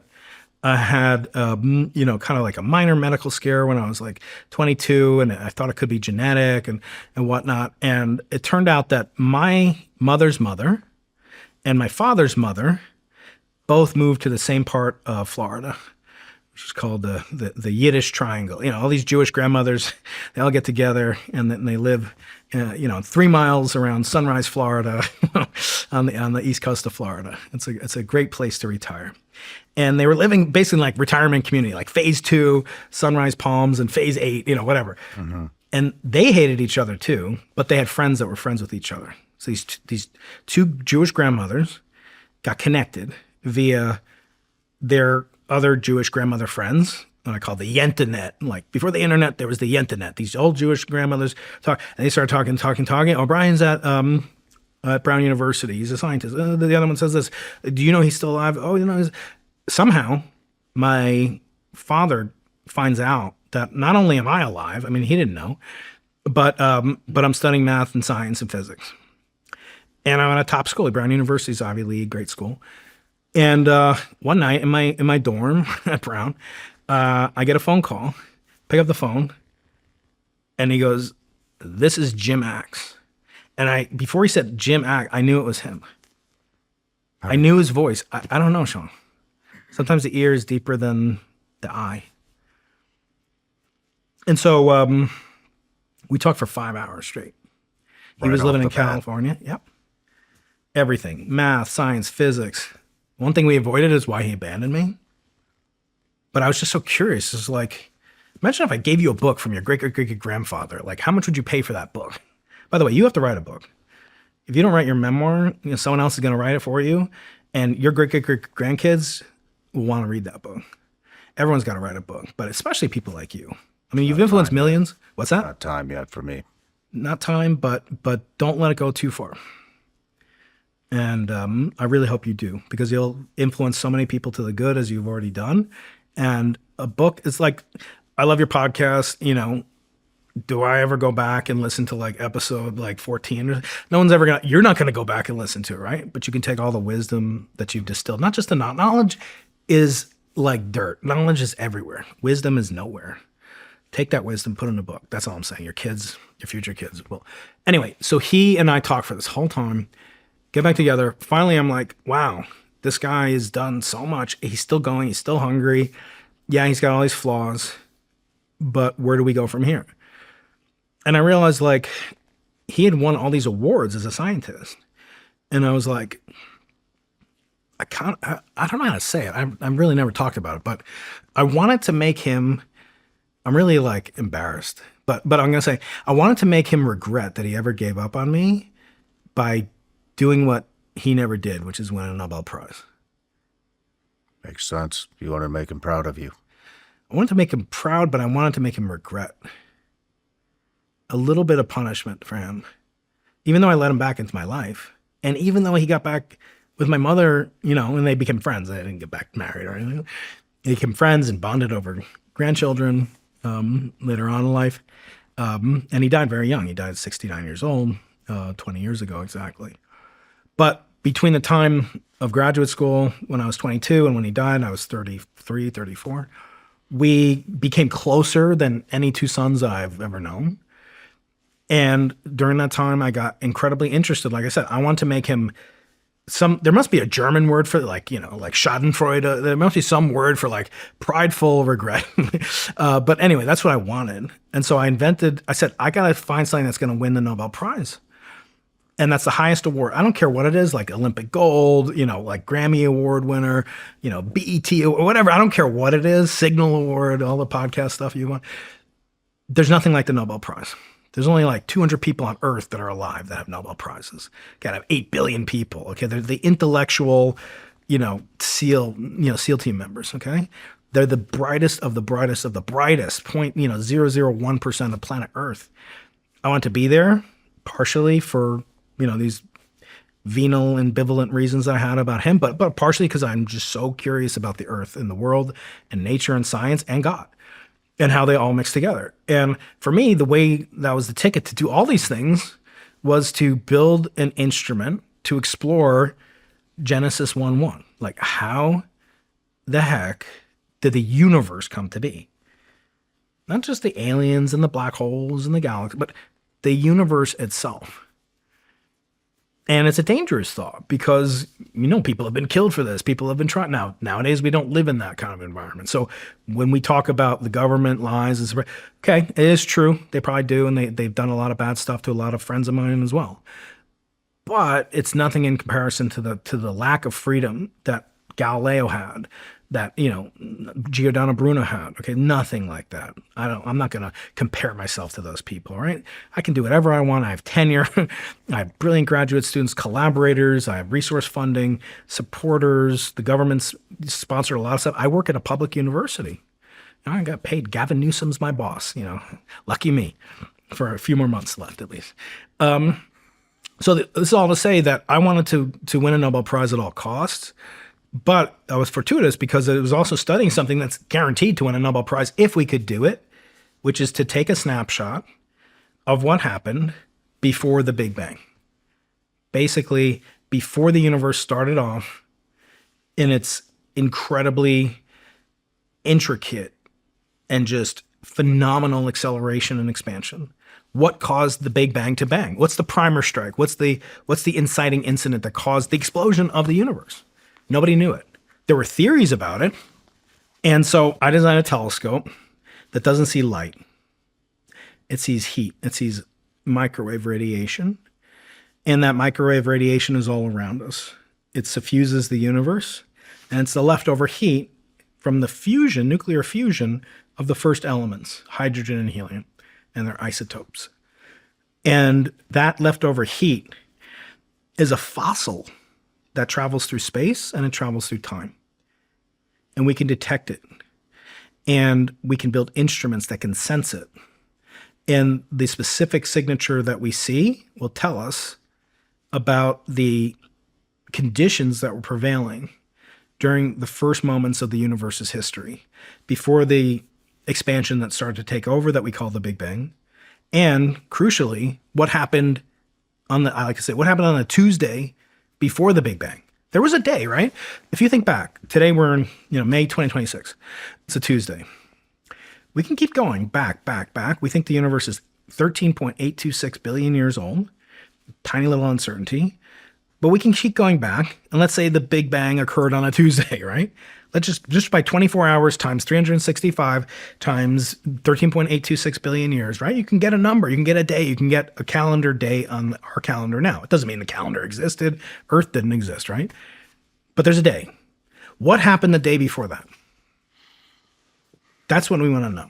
And for the first time in human history, we could possibly do it. Oh, and by the way, if I did it, myself, my colleagues maybe, would win a Nobel Prize and finally get that comeuppance that I my many failures, but one of them was that desire to show up my dad. Wow. So where do we go from here? Well, it took me to the South Pole. It took me to Antarctica. When you get coffee and you put it in the microwave in a ceramic cup, like your awesome swag and merch outside that I love, you pour it into a cup, right? You can put the coffee in the microwave. You can put it in there for 5 minutes. Don't do this at home. It's very dangerous, actually. But you can actually microwave it, and it'll get above the boiling point of water, right? And then you can take the mug out. You can just grab the mug. Why is that? You got 300 degree, Fahrenheit water in there potentially, about to explode. And the ceramic cup is room temperature, basically. Why is that? Because ceramic is completely dry. There's no water. It's been baked in an oven for hours. That's what makes it. That's how you make ceramic, clay, and stuff like that. The water in the coffee is not dry. It's wet. It's full of water. Microwaves from the microwave oven jostle water at just the right frequency. It's a resonant frequency that it starts to vibrate and interact with other water molecules. That's what causes it to heat up. You can't heat up something in a microwave that doesn't have water in it. And that is tuned exactly for the resonant frequency of water molecules, and that causes it to heat up dramatically. So if you're trying to detect microwaves from a source, from a planet, from a galaxy, from the Big Bang itself, you want to go somewhere where there's no water. Namely, you want to go somewhere very high up. Maybe you could go to outer space. But that's very expensive to put a rocket and satellite and a telescope in space. Very difficult, takes a long time. It's been done, but only 3 times in all of human history have we had satellites take pictures of the signal from space because of the cost and difficulty to do that. And actually, nowadays, we can do it almost better from the Earth, from the South Pole, Antarctica, where I've been twice, and from Chile in the Atacama Desert. It's about 5,200 meters above sea level, 17,000 feet. It's so high up that you have to wear oxygen full time in your nose because you're above half the atmospheric water pressure. You're at the flight level 180 for my pilot friends. Infrared radiation is cooking you. There's huge equipment that can kill you, bulldozers, people drive off roads. There's no like the same kind of road safety that we have. Don't have it down there. It's like being on the planet Mars. In fact, NASA uses it as a test place to test out lunar rovers and Martian helicopters and Martian rovers. Oh, before I forget, this I won't send to your viewers, but being on Mars, this is a piece of Mars. This is the actual planet Mars. It's a meteor that came from the planet Mars. It was knocked off by a bigger chunk of an asteroid, blasted into space, orbited around the Earth for probably 20 million years, and landed in Northwest Africa. Wow. Okay. So this here, you can actually touch. How do you know that? So the chemistry and the spectra and the spectrum that it reflects when we analyze it is 100% match for Martian rovers that have been there, like the ones I was just talking about. So this is a gift for you, pretty rare, and you can see it. And it has little bits of see the little bits of orangish flakes, metal. That's iron. The reason Mars is red is because it's basically rusting. It has iron, and iron rusts and oxidizes, and those little specks in there are iron. So that's another planet. It's taken millions of years to get here, and here's a cover for it. I have a certificate for you that I'll give you later on that tells you all about it, its properties, and so forth. So to test out, before we send a Martian rover, they send it to the Atacama Desert where we have the Simons Observatory. So you ask, where do we go from here? So we built this instrument starting in 2005 that was meant to do just one thing, to take an image of the baby picture of the universe. The oldest light in the universe is called the cosmic microwave background radiation. It's the heat that's left over when you do nuclear fusion or fission. Heat is given off. When that heat is given off and the universe expands, it cools off. It redshifts and dilutes, gets less energetic, and now we see it, instead of being gamma rays or ultraviolet light, we see it in the form of microwaves, long wavelength radiation, characteristic wavelengths about 2 millimeters. It corresponds to about 150 gigahertz. This radiation was discovered for the first time in 1965. Outside of New York City by two astronomers, Penzias and Wilson, and they went on to win the Nobel Prize in Physics. And this discovery was so significant because it was the first physical evidence. In other words, not just philosophical or theoretical, oh, the universe could be expanding. It was proof that the universe was once in an extremely hot and dense state. And that can only be possible to create nuclear fusion, which creates the hydrogen that's in the water that you're drinking. It creates the helium that we have in balloons and other uses for. So the elements of the periodic table are made during the Big Bang, but when fusion occurs, heat is left over. We still see that heat to this day. So what we're looking for is that heat in... How do you still see the heat to this day? So when the universe starts to expand, everything gets stretched out. There are galaxies. Galaxies are now moving away from each other. Things on Earth don't get stretched apart. Things in our solar system don't get stretched apart. Even things in our galaxy don't get stretched apart. They're held together by gravity. But anything beyond, say, the Andromeda galaxy and beyond is actually expanding away from us. Space itself is expanding. Space, according to Einstein, is dynamic.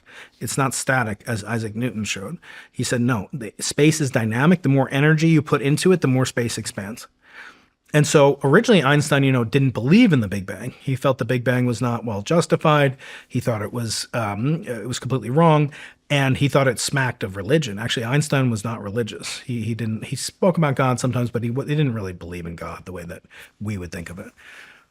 And he said that the universe is not expanding, it's static. And the only way that he could get that to be the case is if he inserted into his equations this fudge factor that kept the universe from collapsing on itself. And that expansion we now find is actually going in reverse. It's not only not static, it's not only not collapsing, it's actually expanding at an accelerating rate. It's like pushing on the cosmic accelerator pedal. It's not a constant velocity. Every galaxy is moving away, and tomorrow the rate of moving away will be bigger than it was today. That's the heart of the Big Bang concept, meaning that if you reverse that, everything gets closer together. So galaxies will be closer in the past, and eventually you reach a point where all the galaxies in the universe are all touching, and all the matter in the universe is in one point, and that point is thought to be a singularity, and that point of singularity is the Big Bang in the Big Bang concept. It doesn't tell you anything about how the Big Bang started, though. It just says once the Big Bang occurred, the universe started expanding and accelerating, and we should see evidence for it scientifically. And we do. We see tremendous amounts of evidence. There's zero doubt that the universe is expanding. And there's some doubt about how fast it's expanding. That's another subject. But no one disagrees. No cosmic police officer with a radar going and say, no, you're static or you're collapsing. No, the universe is expanding. And so there are signatures of that expansion everywhere, like a radar Doppler shift, but of all the galaxies that we see in the universe. And in fact, of all the heat and radiation we see in the universe as well. And the type of radiation that we look for is called the cosmic microwave background. And the best place to look for it is at the South Pole, Antarctica, or in the mountains of Chile. So I have two different experiments that I've been involved with. One is BICEP, which is an acronym, background imager of cosmic extragalactic polarization. And in 2014, we claimed we saw that primer strike that ignited the Big Bang. So we claimed we did the thing that I wanted to do to show up my father, to win a Nobel Prize. And, spoiler alert, my first book's called Losing the Nobel Prize. So something went wrong. Something went really wrong. We made a claim that we saw what caused the universe to begin its expansion. And that's a type of quantum field. We call that quantum field the inflaton, or the inflationary field. And we said we detected the shrapnel of the explosion, basically. If you want to detect something, like you hear someone on the range shooting, right?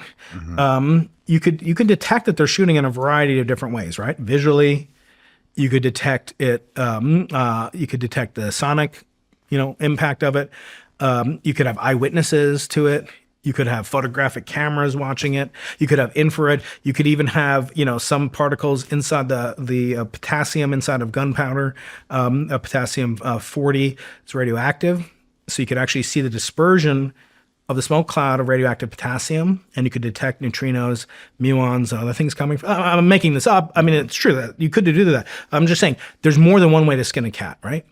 So there's more than one way to detect something if you can't see it. So we've devised these different types of tools and technology to see things that we could not have possibly witnessed, namely the origin of the universe. Like there are no people there. There were not even any stars or galaxies or planets or aliens or anything there, right? It was the origin of energy and matter itself. But what caused it? If this theory called inflation is right, there would be a signature like smoke from the gun, called gravitational radiation, waves of ripples in space-time. You and Avi Loeb spoke about what space-time is. Space-time is the interconnectedness of all different events that could possibly occur in the entire observable universe back to the beginning of time. And so we're looking for the earliest shock waves that would come with the explosive expansion of space. And those are called gravitational waves. We look for them in the CMB, in this cosmic microwave background. And we said on St. Patrick's Day 2014 at a press conference at Harvard that was led off by Avi Loeb, who made the introduction. I wasn't there. I had been unceremoniously removed from the leadership of the team that I had first started. That's another story. But the announcement made headlines around the world. New York Times, CNN, my hometown newspaper. And at that moment, I had been a little bit unsure about the real veracity of the results, if they would hold up in court, sort of a scientific court of law, or if we had seen things that masquerade as the signal that you want to see. Richard Feynman again, Feynman point, 762 digits into pi, six sixes in a row. He said the first principle in science is that you shouldn't fool yourself. But the second principle in science is that you should think that you're the easiest person to fool. It's like you're at a poker table, you don't know who the patsy is, you're the patsy, right? Scientists should always think that he or she is the patsy, that he's going to make a mistake, and then do everything in their power to resist that temptation to make an announcement that could win a Nobel Prize or whatever, and do every sort of due diligence check you could do possible. And we thought we did, but we missed one crucial element, that there was a type of signal that comes from the cosmos. It comes from our galaxy, in fact, but it doesn't come from the Big Bang. And it's exactly related to these meteorites. Again, ronkeating.com/SRS if you have an APO address. These meteorites are actually the corpses of dead stars. When a star above a certain mass explodes, 8 times the mass of our sun, it explodes out, and it's a fusion bomb that goes off in space with the equivalent tonnage of, trillions and trillions and trillions of Hiroshima bombs. It's 8 solar masses converted to energy, V equals mc squared. When it does that, the reason it does that is because it's trying to make this material, iron and nickel. Okay. When a star fuses oxygen, silicon together to make iron, everything else before it gets to iron gives off more heat than it takes in. The fusion reaction always gives off heat, but the heat that's given off when it makes iron is too insignificant to keep the star afloat. So the star runs out of pressure and collapses. And then it detonates out in a shock wave. In 1/2 a second, a star that's been living for 20 million years ends its life in 1/2 a second in a nuclear fusion implosion that blows out into the whole universe the last thing that it made in its core, which is iron. That's why this is iron. Guess what else is iron? Hemoglobin. Your blood right now has the same iron isotope as this meteorite. Why is that? Well, your mother lived on Earth. She ate food in the Earth. She's made of human biologics, right? not David Gresham's non-human. She's made of, hopefully your mom's not a thetan or whatever they talk about. So she ate food. Food is made from the Earth. The Earth has iron in it because it came from a explosion from a supernova. So if this supernova didn't blow up 4.5 billion years ago, we wouldn't have this iron. So this iron is older than the Earth. It became part of our molten iron core and our solid iron core, and it became part of our food chain. And it's in the blood that we bleed. We all bleed the same iron that came from a supernova. Wow. So Wow. these meteorites float around in space. And it turns out that they can actually mimic the signal that would have represented the primer strike to ignite the Big Bang. So we got tricked into believing we saw the Big Bang when we really saw a bunch of meteorites, basically. With summer travel, even learning a few real phrases can completely change the experience. You're not just pointing at a menu or hoping someone speaks English. You can order food, ask for directions, and actually connect with people a little more when you're there. That's why I like Babbel. Me and the team have been using it for travel because it's built for real-life conversations, not just memorizing random vocabulary or staring at grammar charts. The lessons are quick, practical, and built by more than 200 language experts. So you're learning phrases you'll actually use. And even just 10 minutes a day with Babbel can help you start having real conversations in as little as 3 weeks. They've got interactive dialogue, personalized reviews, and even podcasts. So you can work it into your day whether you're traveling, driving, or just trying to get a few minutes in before bed. Babbel's award-winning app has sold over 25 million subscriptions, and it's backed by a 14-day money-back guarantee. If you've got summer travel coming up, now's the time to start so you can actually use what you learn on the trip. Right now, Babbel is offering listeners up to 60% off. Go to babbel.com/SRS. That's Babbel, BABBEL.com/SRS for up to 60% off. Rules and restrictions may apply. What do you think happened the day before? Well, so I always say things like, people say, do you believe in God? You know, I heard you talk to our mutual friend, Andrew Huberman, became a Christian, right? He believes in God. I actually was a little perturbed at Andrew. I told him later when I was on his show. But like a scientist shouldn't say, I believe in something. Okay. So in Hebrew, the word for faith is in Hebrew, emunah. Emunah is where we get the English word amen. It means I believe. It means I have faith, right? Say amen. In Hebrew, that word means faith. It doesn't mean belief. Belief is a different word, just like it is in English, right? I would say, I don't believe in God, right? I don't believe in gravity either. If I take this, it drops according to the laws of Isaac Newton. This is a law. I have evidence for gravity. So I don't have to say, like, do I believe in something? I should say I should look for evidence of something. Again, I'm not saying this for everybody, but I'm a scientist. I don't want to say I believe in God. I want to say I have evidence for God. Which is stronger? You believe in God or you have evidence for God? Now, you may believe that you have evidence for God. Jesus may be have crossed the evidentiary threshold for you. Many people it has. I'm obviously Jewish, so it's not the same theology.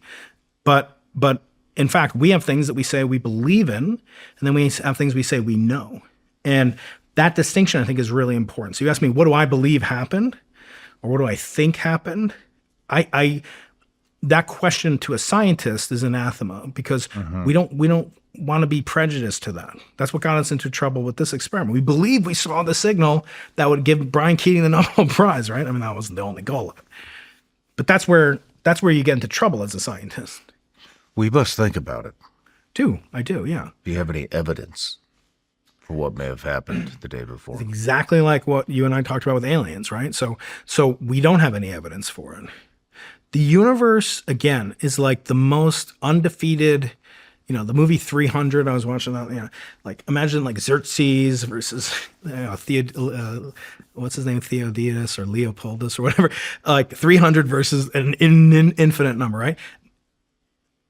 Xerxes is like Mother Nature, like just an infinite army, completely unstoppable, technological. Mother Nature doesn't give up her secrets, but like Gerald Butler, in that movie, a small group of dedicated people can make great gains, right? I'm trying to get more and more evidence for both believing, what I want to believe to be true or what I hope to be true, both in science and in religion. But I am under no illusions that God cares if I believe in him or not, just like gravity. You jump out of a plane without a parachute, I always say, you don't need a parachute to skydive, right? You only need a parachute if you want to skydive a second time. Like, I believe in gravity, to the same extent that I need to, but I have evidence for gravity. I want to feel the same way about God. So what are the options? Just as you and I talked about with aliens. Aliens could be real, interdimensional, non-biological beings or whatever, right? They could be AIs traversing the cosmos at light speed. They could be, Chinese psyops. They could be German, like Louis Alvarez playing around with the Germans' minds, breaking the laws of physics. They could be a psyop by the government. They could be a mass delusion or hysteria, or they could be really, truly masters of interdimensional travel. Okay, those are different hypotheses. Now we have to go through each one, evidentiary, what's a chain, and so forth. For cosmology, same thing. There are alternatives to the Big Bang. The Big Bang posits that at one moment in time came into existence. You couldn't ask what happened the day before. That makes no sense. That's like saying, go to the South Pole with me next time and go south. You know what happens when you go south from the South Pole at the South Pole? You go north. There's no such thing. It doesn't exist. Some say that's true. Stephen Hawking believed that. There's no time before the Big Bang. Others say that a competitive theory is the universe existed before the Big Bang and collapsed and crunched, just like the supernova that collapsed and crunched to form our supernova. That big crunch led to the Big Bang. Another one says an interdimensional concept called string theory that existed in higher dimensions than we exist in, 10-dimensional string theory domain, that two different types of what are called membranes came together and ignited what we call the observable Big Bang. Another theory says we exist in a multiverse, which just as there's more than one planet, there's more than one star, there's more than one galaxy, there's more than one cluster of galaxies. Why shouldn't there be more than one universe? What do you think about that? So let me just get to the last topic. And then there's a final topic, which is that the universe didn't have a big crunch and singularity. It's just been slowly over time interacting, expanding and collapsing, expanding and collapsing, like a breathing of a lung, okay, coming into and out of creation and producing things. Now, as a scientist, we can't prove something. We cannot prove that the universe had a Big Bang. We also, strangely enough, we can't prove the Earth is round. I don't know if you're aware of this. We can't prove that the Earth is round, okay? We've had this discussion many times. Now, that's something people say, I believe the Earth is round. I believe the Earth is flat. I always joke, there are people that believe the Earth is flat all around the globe. You know, it's you'll find them everywhere, Shawn. But in reality, you can show that the Earth is not flat, but you can't show that it is curved. Do you understand the difference? You can prove something wrong in science, but you can't prove something is right. You can't prove something is right. I can say I have evidence for evolution, and there are competing theories of evolution that existed, but they've been falsified, proven wrong. And if you can't prove something is wrong, or if you can't at least expose it to the opportunity of it being wrong, then it's not science, right?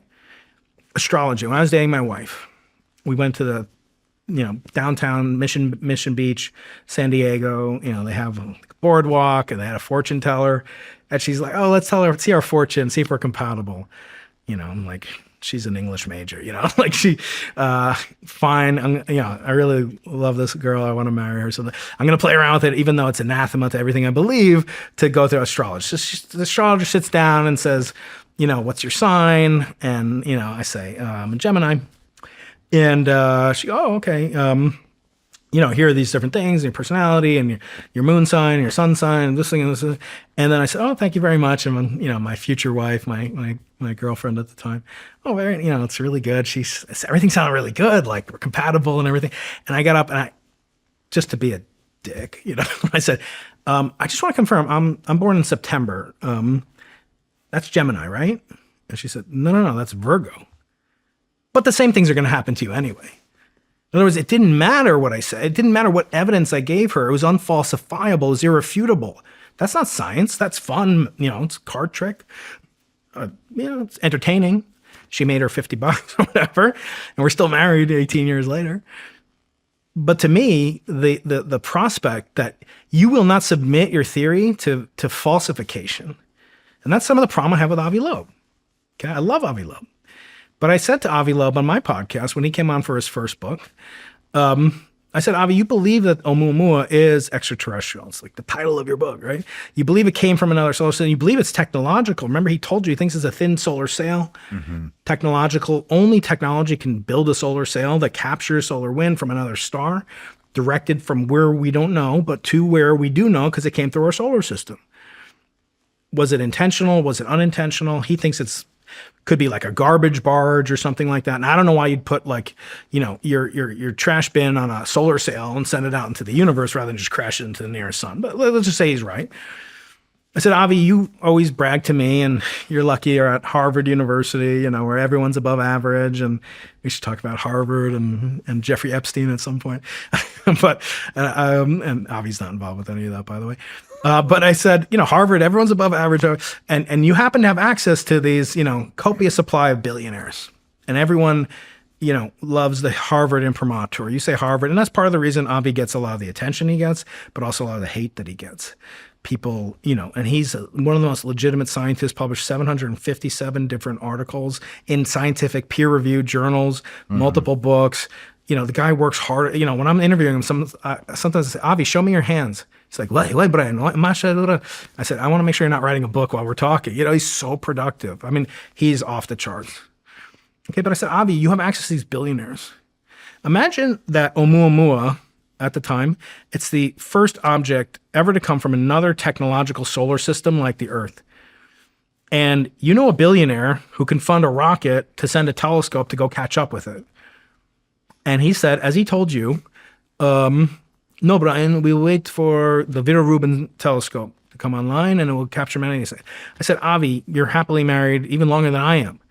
Imagine like you're with your wife. You don't know she's going to be your wife. You're dating her, or maybe you just see her in the coffee shop, or he met her on a blind date. I think he told you, right? And it's a blind date, and like you're with her, and you're like, oh, she's really nice, but I think someone better is going to come along soon.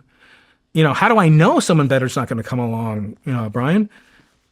And I said, you would do anything. This Avi now would do anything to that Avi. Say, shut up, you idiot. Ask her out. Keep going on a date with her because you're going to have 2 beautiful daughters with her, and you're going to have a life of happiness and love. But he's saying the opposite. He's saying, no, I'll just wait till the next one comes along.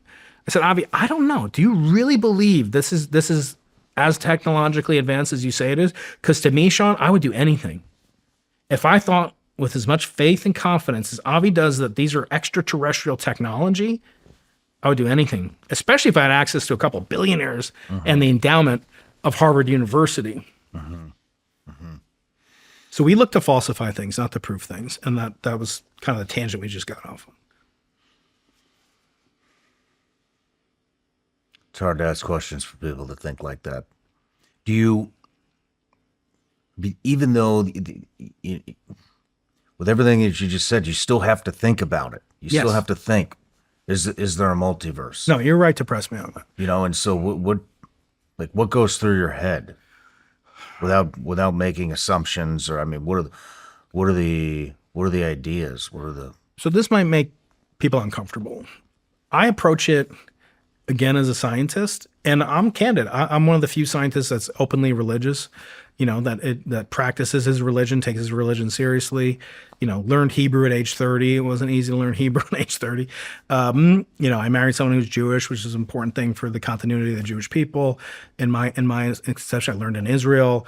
I take my God and my religion and my faith seriously. I don't work on Saturdays. You know, one thing when you were talking to Andrew, sorry to go off on a side quest here, but you're talking to Andrew Huberman, world expert on sleep, and you guys were talking about cannabis, and you're talking about gummies, and you're talking about vaping and everything else. And I said, I know what Shawn needs, and it's not a product. It's called the Sabbath. You know, we just had this national Sabbath Donald Trump had. Do you work as much as I think you work? Do you work 7 days a week, pretty much? Pretty close. I see it in you, and it's no surprise. I mean, the studio is amazing. I mean, first of all, I have to say, this is the second most number of guns I've ever been around on a podcast after the Mayim Bialik podcast. That's a joke. She's the girl who played Blossom and was on The Big Bang Theory. This is the most impressive studio. You know, I've been on really nice podcasts. Been blessed to be on them. You've created this huge empire, and it's no secret that your hard work, your work ethic, probably genetically, this is something you're like destined to do. But the one unlock that maybe you haven't, and just pretty humble, I'm trying to be humble. I'm not a medical doctor. I'm not even like Andrew, you know, is in the bio. But the one thing that saved my life is taking 1 day off a week. Is a Sabbath. For me, it's a Saturday. For you, it could be a Sunday. I don't do email. I don't do podcasts. If you invited me here, I think actually I was supposed to come 2 days from now. It's a holiday 2 days from now in the Jewish calendar called Shavuot, which means Pentecost in English. We call it Pentecost. It's a biblical holiday. I'm not allowed to work on that holiday, and so I said I can't make it. But luckily, you know, Laura and Sarah, your whole amazing team is just so excellent and elite for real. But I wouldn't have done it. As much as it's a great opportunity for me, Shawn, I wouldn't have done it because I want to be with my God. I want to be with my wife. I want to be with my kids, my community, my family. I want to dedicate 1/7 of my life to something other than achievement and like Nobel Prizes and emails and Slack messages. And I'm not saying it's a panacea, but I know, like, I knew Charlie Kirk a little bit through my relationship with Dennis Prager and Jordan Peterson. And he had his most recent book, which he dedicates to Dennis Prager for introducing him to, and it's about the keeping of the Sabbath for Christians. And it was a huge unlock for him. It was literally the last thing he ever wrote. And his wife put it out posthumously. So I just want you to consider it. But for me, this is all big disclaimer. Maybe it's a little too, legalistic or professorial for me to do this. But I want to say that I take my religion seriously. But that doesn't mean I'm not okay with accepting everything the way it is. In Hebrew, the word Israel means to fight with God. Yisro means struggle. El means God. Do you know what Islam means? Islam means submission to God. Those are two very different approaches, right? To submit to God, and they're valid, right? I'm not going to say which one is which. And Christianity is somewhere in the middle, right? There's the acceptance of Jesus as a personal savior who died for your sins and absolves you of those sins. And God gave his only son, according to Christianity, for your sins, for your personal God. In Judaism, we don't have that concept, but that's okay. We're different religions, that's fine. Otherwise, we'd all be one religion. But Yisrael means to struggle with God, to fight with God. And if I don't ask questions and subject God, in some sense, not to prove him wrong, not to say, like I'm better than God is. Most of 93% of my colleagues don't believe in God at all. So I'm in the 7%. I think it's probably even smaller than that now. You asked Avi about that, and he kind of gave you a little wishy-washy answer. As much as I love Avi, I wasn't satisfied with that answer. But for me, if I can't question God, if I can't ask for evidence, if I can't demand some level of scientific rigor in my approach to it, I don't feel authentic to who I am. So I gave you the whole preamble about how seriously I take God and religion, the Sabbath, and why I recommend it to so many people. But I'm also going to approach it scientifically. So what do I hope in science? Do I hope there's a multiverse? Do I hope there's part of that's connected to my attempt to inculcate my science with religion, to get a sense of, can we test claims in the Bible, in my case, the Torah, the Old Testament, can I test them scientifically? Can you test them in a lab? Could you test them with a telescope? Obviously, there's some connection between them, right? Otherwise, Galileo wouldn't have been imprisoned by the church, and Bruno wouldn't have been burned alive, as we already said, right? Mm-hmm. Copernicus published his theory that the Earth is not the center of the universe, or the Earth is not the center of the universe. He published that the day he died, because he knew he would probably be tortured. And look what happened a couple years later to Bruno and Galileo, right? So God and science and cosmology, they go hand in hand.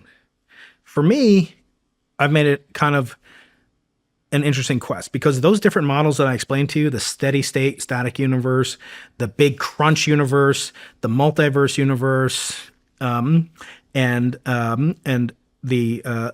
slow expansion universe, those are four models of what could have came before the Big Bang. One of them says nothing. One of them says we live in a multiverse that's eternal and has existed for all time. One of them says the universe is slowly changing and modulating, but is eternal.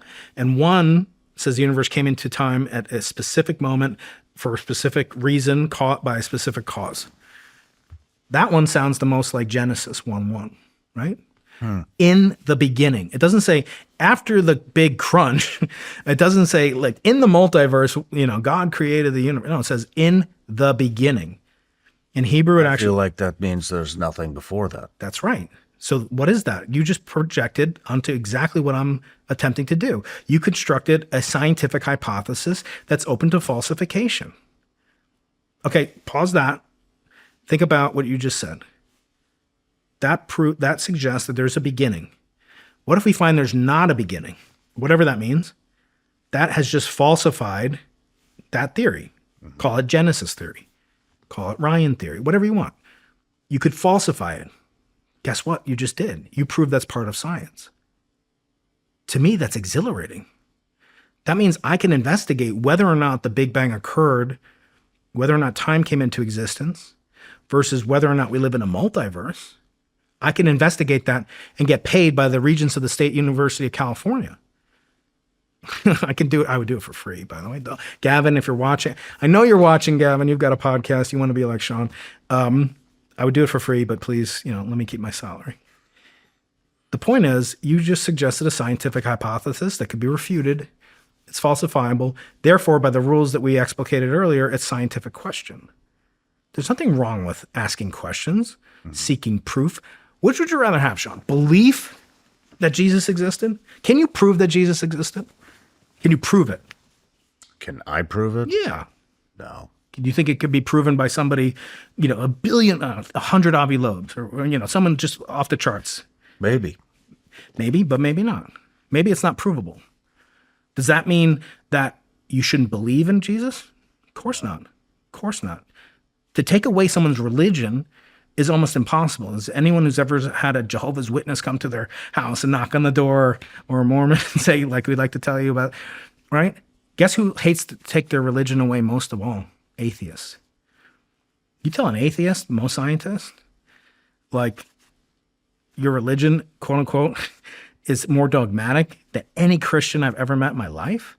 Oh, come on, they're just, patsies or whatever. They don't even know that seeking the questions of the type that you and I just discussed is perfectly kosher, is perfectly acceptable in the context and domain of scientific reasoning. Would you rather have, I bet it doesn't matter to you because you do have strong faith, but if someone said, here is proof, like, the Shroud of Turin, or there's, we found some eyewitness estimate, or we found physical evidence that proves not only that Jesus existed, but that he was resurrected and that he was ascended. And this is irrefutable proof of the claims of the Gospels. And I said, here, Shawn, here's a book. Do you want to read that book that has all this evidence? Yeah, of course. Yeah, of course. You're a curious person. There are people that wouldn't want to read that book. There are people who would read the book, but it doesn't matter to them. There's a famous story in Bergen-Belsen concentration camp. A lot of Jews perished there, and some were rabbis. And in 1943, I believe, they were doing, they decided they would hold a trial and put God on trial. They said, should God have created humanity if it leads to Holocaust, genocides, and killing? And they put God on trial, these rabbis. They had prosecution and defense. The overwhelming evidence from the rabbis and the jury was that God was guilty and God never should have created the world. And you know what they did the very next minute? They said, let's go for the afternoon prayers. In other words, some people it didn't matter. It doesn't matter if you have physical evidence. It doesn't matter if you have scientific evidence. Their faith is unshakable. And fine, I salute that. I'm weaker than that. I don't have that ability, Shawn. I think it is similar. I mean, you're trying to, how would you word it? Disprove. You cannot disprove Jesus's existence. Or God. Or God's. Mm-hmm. And I would assume that's maybe, I don't assume, but I mean, it's probably the same with parts of Judaism and parts of Islam. You cannot disprove it. Right. But you also cannot prove it. Exactly. And so it comes down to faith. Exactly. Why did you go from, we know why you went from Judaism to Catholicism. Why did you go back to Judaism? Is it because of your father? No, it was actually because of 9/11. It's because of 9/11? Yeah. Yeah. So 9/11 happened. I was 28, 29, something like that. And I had been in the Catholic Church, the previous religion, kind of experience I had was the Catholic Church, which I loved, as I said. I had difficulty with the leadership at the Pope level in the Vatican and stuff, but putting that aside. And then I was, college kind of, I'm so smart, I'll be an atheist, right? Like all my teachers and my colleagues. And then 9/11 happened, and I was like, you know what? I know a lot about Christianity and Catholicism from having practiced it for 6 or 7, 8 years, being an altar boy, wanting to become a priest. Everyone was an expert on Islam, after 9/11, right? And I realized I knew nothing about the religion that I was born into. And I felt ashamed. I couldn't read Hebrew, I never read the Bible, the Old Testament. I read the Gospels because I was Catholic, right? Very rarely do we go back and read the Old Testament, at least in the church that I was an altar boy in. And so I knew nothing about the Old Testament, the Torah. I couldn't read it. I felt embarrassed, who knows how to do it.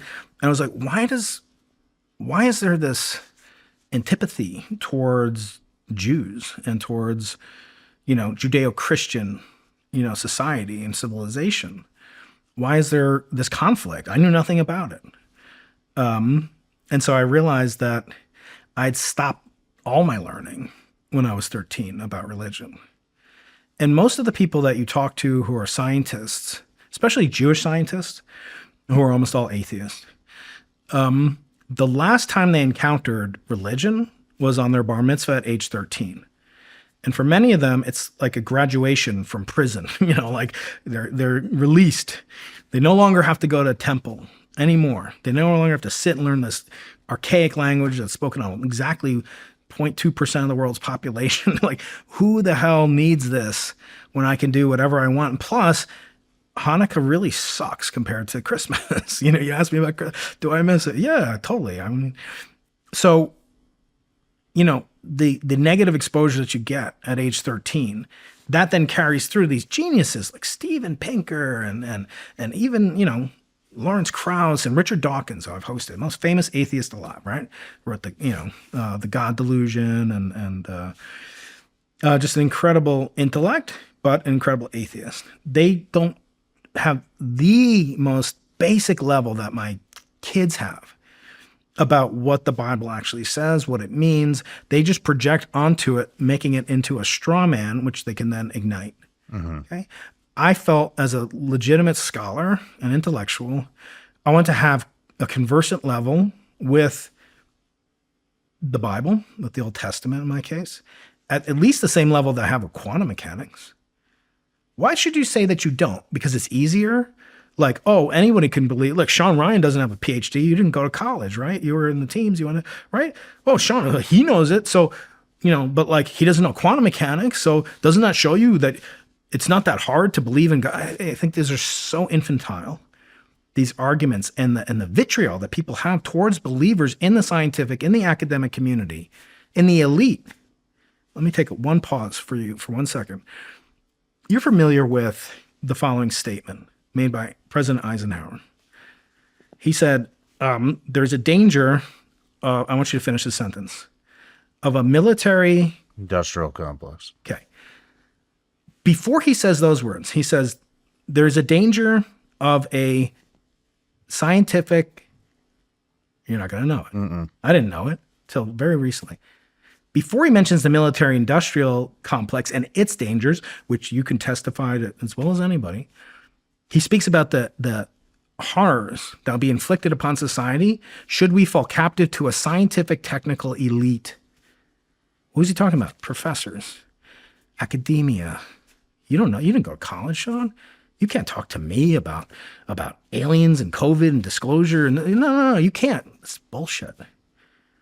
The disdain that the ivory tower has for ordinary lay people and people that didn't go to college, it's a dirty little secret that we don't talk about because it makes us look venal. It makes us look pathetic. It makes us deserving the ire, and therefore if you get ire, you get attention, and then they might take away our tenure and our tuition increases that go faster than inflation.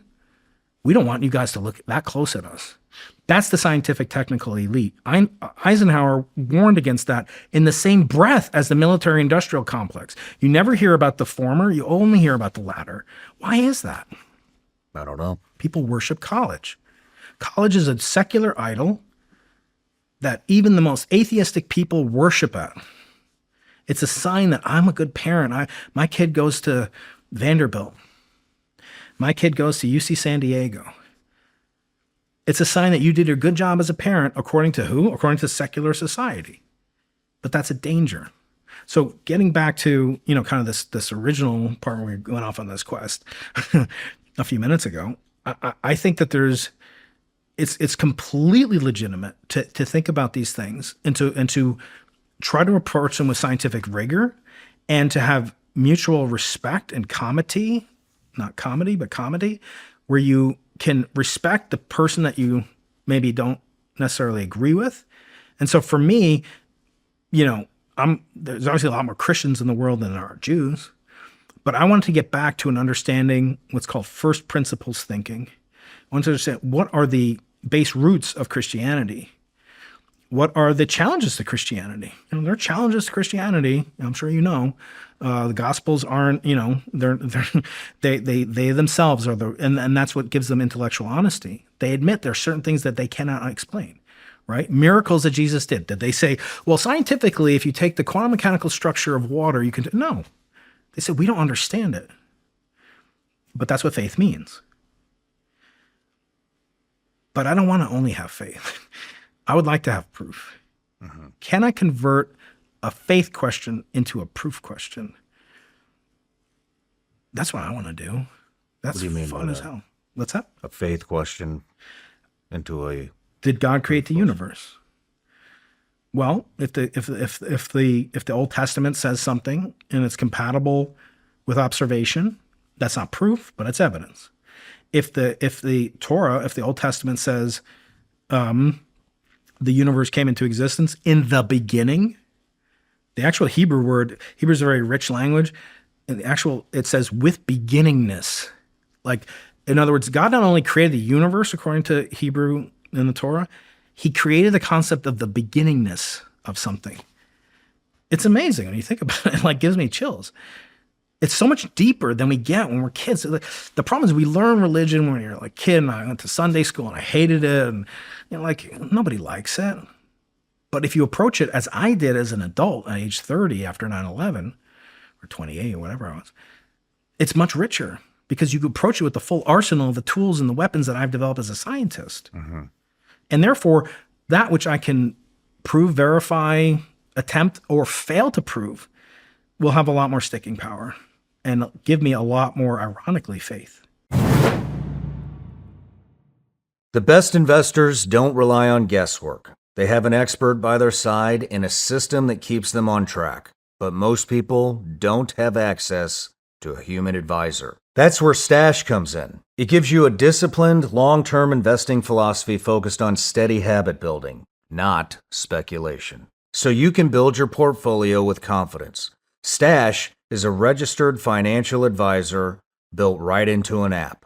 Stash shows you way more than just your balance. It offers personalized next steps to keep you moving forward in any market scenario, so you always know what to do with your money and why. Stash is guided investing. It's not a trading platform, and it's not a robo-investor. Stash is the guided middle ground. Don't let your money sit around. Put it to work with Stash.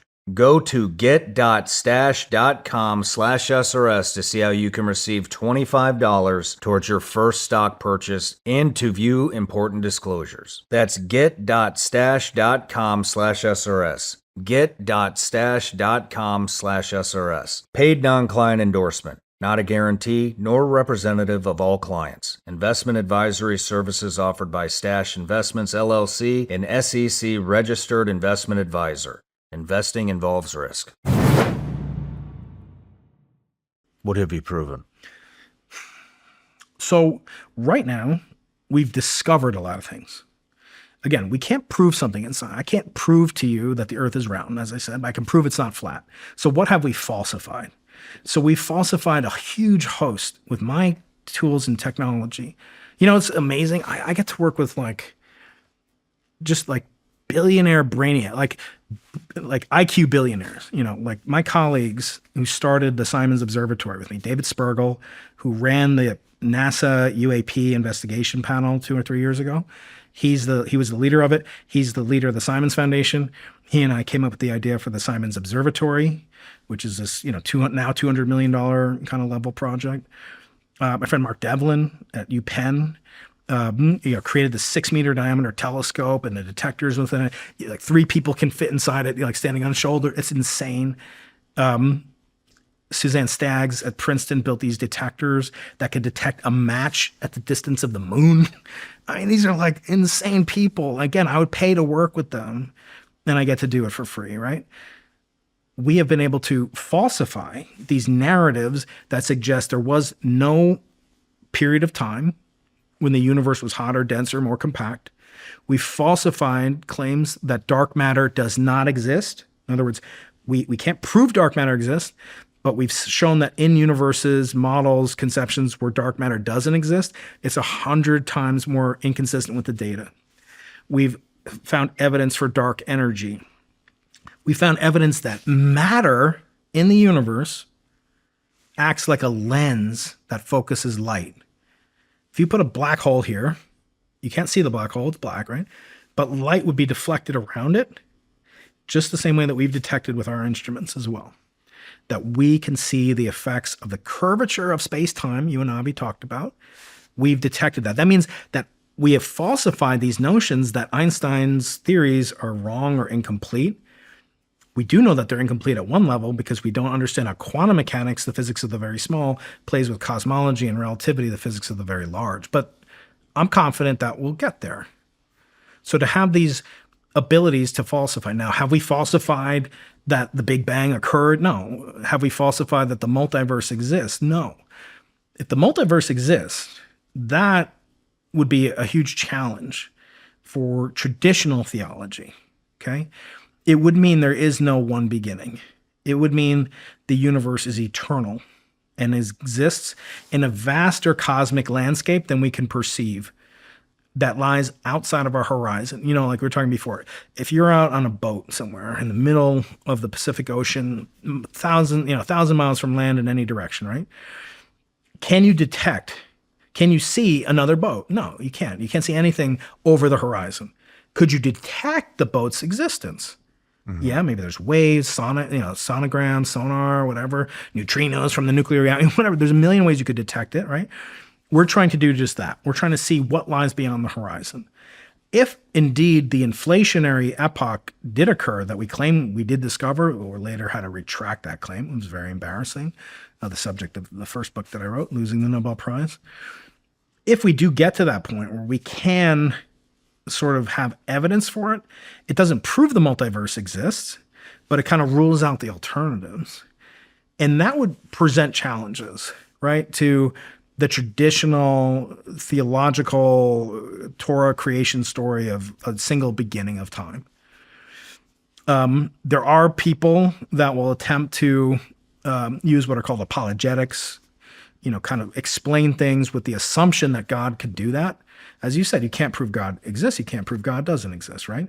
We can't even prove we're having this consciousness experience that we call reality right now, right? We could be some brains in a jar stimulated by electromagnetic radiation by some malevolent demon, right? We don't have evidence for that, but it doesn't mean it's not within the realm of possibilities. So we've discovered a whole host of incredible facts and more to come with the Simons Observatory. In the next few years, where we first get data from this instrument, which was created in the generosity of my late great mentor and friend Jim Simons, who passed away 2 years ago. Established this incredible collaboration with it's the people. It's like a team. Without the team, nothing happens, and I'm just privileged to be, at the heart of it and the start of it. I can't remember everything I talked to Avi about, but we were talking about the Big Bang Theory and peering back through time. I had that conversation. Yeah, you did. Yeah. How many times can you observe that from Earth? Because if the light passes you by, then it's gone, right? Right. Is it gone, or does it just keep coming? Because if you look at a light source, I mean, it'll be on until it turns off, and then it has to, right? Right. The Big Bang is an explosion, so, I mean, correct? So it's once the explosion is done, the light yeah. is gone, so it would pass you by, right? Correct? And then there would be nothing after it. If it was an explosion, right? If it was an explosion. Okay. It's not an explosion in the sense of, a round goes off and there's a shock wave. That has a implicit bias that you're embedding an event in a larger space, like this room, right? Explosion in this room is very different than the space-time of this room expanding, right? So what the Big Bang postulates is that if we're galaxies, at one time in the past, yesterday, we were slightly closer. And if you extrapolate back, you find that there'll be some point where our chairs are right up against each other, and I like you, but I'm not going to get that close, right? But at the subatomic scale, you could also keep going back to much, much smaller distances, which would require much, much more energy per cubic millimeter, nanometer, Planck size, whatever. But if space comes into existence at that particular moment, then what happens is as the expansion occurs, Space itself is expanding for a long time, but there's no process by which you can reveal the presence of any matter or any energy because it doesn't exist yet, right? The first galaxies, I've been talking about galaxies, and that's how Edwin Hubble showed that to Einstein that he was wrong. So Einstein believed in a static universe, that the universe was eternal, as everybody did for thousands of years. Aristotle believed that, and it was Einstein, right? Until Hubble showed him evidence, data, that every galaxy you could see in the universe is not static. It's moving away from Earth at huge speeds, fractions of the speed of light.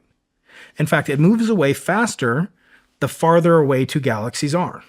So if we're in this room and we brought in, your producer and they sat over there, and this is the universe expanding, we'd all be expanding. You would see me going away and you would see him going away from you, but you wouldn't feel like yourself is moving away. But I would see you moving away and I would see him moving away. And he would see the same thing, right? So each one of us feels like we're at the center of the universe, but we're not. The space is expanding in between us. And any process that you emit, if you look at me and you shine a laser at me and it's a green laser, if you start to move away faster, some large velocity, much, much faster than any earthbound speed, say half the speed of light, that light will go from green to red. Because not only are you moving away, but the wavelength is stretching from short wavelengths to longer wavelengths. Eventually you hit a speed because you're at a distance, and remember the distance times this constant called the Hubble constant tells you how fast two galaxies are moving away. You get a velocity that's equal to the speed of light. Okay? And then after you get beyond that distance, there's no reason I can't be moving faster than the speed of light away from you. And at that point, what do you see? So right now you see me and I'm like waving at you, right? And I keep waving at you and you keep expanding and eventually you hit the speed of light. And the last thing you'll see from me is this. It'll appear frozen. The beam of light that I'm producing, the photons of light that I'm generating will keep shining towards you. They'll get redshifted to longer and longer wavelengths. So you'll see me frozen, waving, and you'll see me extremely red. And the same exact thing happens as an observer falls into a black hole. They don't get ripped apart at the so-called event horizon. You and Avi talked about this in great detail. Refer you guys to episode 146, I think. Episode 146, you talk about the falling into a black hole. Nothing happens when you cross the event horizon. People think it sounds kind of cool, event horizon. No, something happens when you get close to the singularity. That's called spaghettification. You get ripped apart. That's irrelevant. The astronaut, right before he falls into the black hole, he waves it. That's the same thing. You see him, he's frozen, and he's very red. And that'll just keep continuing as long as you're around to look at him. So the same thing happens with this light, with any process in the universe. And it just so happens that in order to see something that's beyond the event horizon, you can't use light. You have to use something else. Because light can only travel at the speed of light. It's the fastest speed there is. But there has to be some other mechanism by which you could see these processes if they existed before this part of the Big Bang occurred. And that's what we're looking for. We're looking for not waves of light, but waves of gravity, which is the actual structure of space-time. Space-time, again, you and Avi did a lot of the prereqs for this course. You talked about waves of gravity. Gravity and space-time is a dynamical object. It's not a frozen ice block. Gravity means that distances and time shift according to the local mass distribution there is. So when the universe had all the mass it will ever have at the beginning, it had a lot of gravity. And when the expansion took place, that gravity could be converted into oscillatory radiation called gravitational waves. That's what we look for. It's not light. It's space-time itself. And we've detected that as How are you able to see that? So we see that in the distortion of space and time. Remember I said if there's a black hole here, you could actually see something over there because light from over there would get bent by the black hole and it would appear to be coming from over there, but it's actually coming from behind us. That's called gravitational lensing. Einstein predicted this phenomenon in the 1930s. He also predicted the phenomenon of gravitational waves. It has been detected on Earth from two black holes that existed a billion years ago, a billion light years away, crashed into each other. Okay, each one weighed 30 times the mass of our sun. What was left over was a single black hole that weighed 59 times the mass of the sun. Right? So you had 60 solar masses in the beginning, 30 and 30. They crash together. They make something that's only 59 solar masses. Where'd the rest of the energy go? It all went into shaking up and vibrating space-time. Those ripples in space-time mean that if you were there at one moment of time, your weight would increase on a scale. If you put a scale in here and a gravitational wave comes through, one moment of time, you get heavier, then it oscillates and you get lighter. Heavier, lighter, heavier, lighter. And that process would occur at the speed of light. But it's not light, it's the separation of entities and events in space-time itself. The curvature of which gets distorted if the universe had a singularity, which would mean we live in a multiverse. They all go together. So we haven't discovered that yet. We may never, even as you said before eloquently, you can't prove it, can't disprove it, but we can disprove alternatives to it. There's an alternative that says we came from a big crunch. Remember I said that's a possibility. That, it turns out, for technical reasons, can be disproven if we see these waves of gravity. The waves of gravity cannot occur in a universe with a big crunch, but they can occur in a universe with inflation and the multiverse. But one cannot be proven, but one can be falsified, proven wrong. You know, another thing that I was talking to Avi about is when we talk about the universe expanding, I was asking him about the edge of the universe, and I didn't quite understand what he was talking about. So if we're expanding, the space is expanding in between us. That's right. Where's the edge of this? So there doesn't have to be an edge. There may be an edge, but there doesn't have to be an edge. And it's a very ancient question. Aristotle asked, if you go to the edge of the universe and you throw a sphere, where does it go into, right? It's exactly the same type of question you're asking. So what we do in science is in the science of cosmology is we say that space-time is the set of all possible places in X, Y, and Z and in time. Anything that can occurs in those four dimensions, right? You told me to meet you here exactly in this, latitude, longitude, altitude, and time, right? You specified all those different things. You don't have to specify anything else, right? Now, if a gravitational wave comes through this room, it actually changes both the space and time, microscopically, but technically it does. And if two big black holes crash by, it would do it a lot, right? That would be a huge, huge disruption to space and time. It would change my coordinates. I'd be at a different XYZ time, altitude, whatever, right? But all of space and time can exist infinitely, like an infinite set of monkey bars, just going out in all directions, all possible directions, where space is there. Now you might say, well, what is that space made of? Right? What's in that space? In other words, our universe here is within our horizon. Just like you go down to the beach in San Diego, I can only see out, I don't know, you're a Navy guy. Tell me, you can see like 4 to 7 miles at sea level out to shore, and then your horizon disappears because of the curvature of the earth, right? Does that mean there's nothing beyond that? Of course not, right? There's definitely stuff beyond that. People didn't know that for a long time, but now they do, right? So that's your horizon. Your horizon on a two-dimensional surface like the surface of the Earth is a circle. Mm-hmm. Your horizon in a four-dimensional universe is a sphere. Every event in space and time that's ever occurred that we could just now get information from lies within our light sphere. We call that maximum light sphere. The farthest distance that anything could have traveled to us here, we call that the particle horizon or the observable universe. Okay? But my observable universe looks different than your observable universe because we're not at the same four-dimensional space-time location. You're 6 feet away from me. Light travels 1 billionth, and 1 billionth of a second travels 1 foot. That's the speed of light. So I actually see you 6 nanoseconds earlier than you are right now. You look wonderful, Shawn, by the way. I see you, the sun, 8 minutes away. We don't know. The sun could have disappeared right now. We won't know for 8 minutes. It's not likely, but it's a hypothesis. You could test it, right? The universe, the Big Bang, the stuff that I study happened 13.86 billion years ago. So stuff could have traveled to us from that age. And you take that age of the universe times the speed of light. Technically, you have to modify it by the expansion of the universe. But once you do that, you get the maximum distance I can see where I am right here.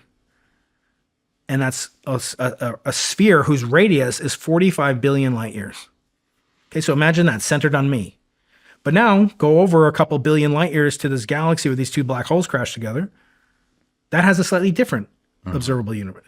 Now, what are they seeing? Are they seeing into another universe? No, they just have access to a different light sphere of space that could have communicated with them.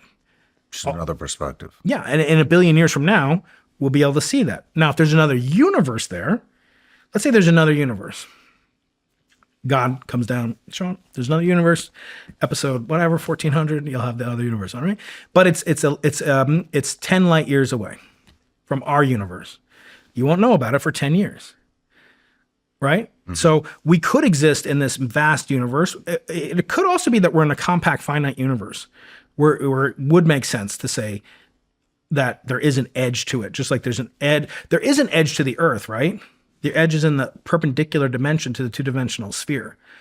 In the context of cosmology, the edge of the universe could be if we live in a spherical universe, but instead of having X, Y, and Z, it has X, Y, Z, and W. It's a four-dimensional sphere. A brain, nobody's brain, not even Avi's, can comprehend what that actually looks like or means. But mathematically, it's a perfectly valid question. We can approach it and we can ask, what would be the signature of another universe that bumps into our universe? And people make predictions about it. But there's zero evidence for that. There's zero evidence that our universe is a compact, closed spherical universe. Or that it's an open hyperbolic universe.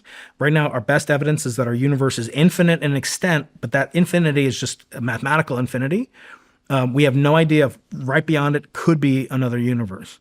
And if you ask what's in that other universe, I have a thought exercise for you. When the Artemis, we should talk about lunar landing conspiracies. Because you had on this guy, Gentile. AJ Gentile. AJ Gentile. That was an awesome show. I love that guy. He's one of my favorite people. He's so good at what he does. You know, like imagine how hard it is. Like, it's hard to interview people, but then also to do like explainer content where you explain things.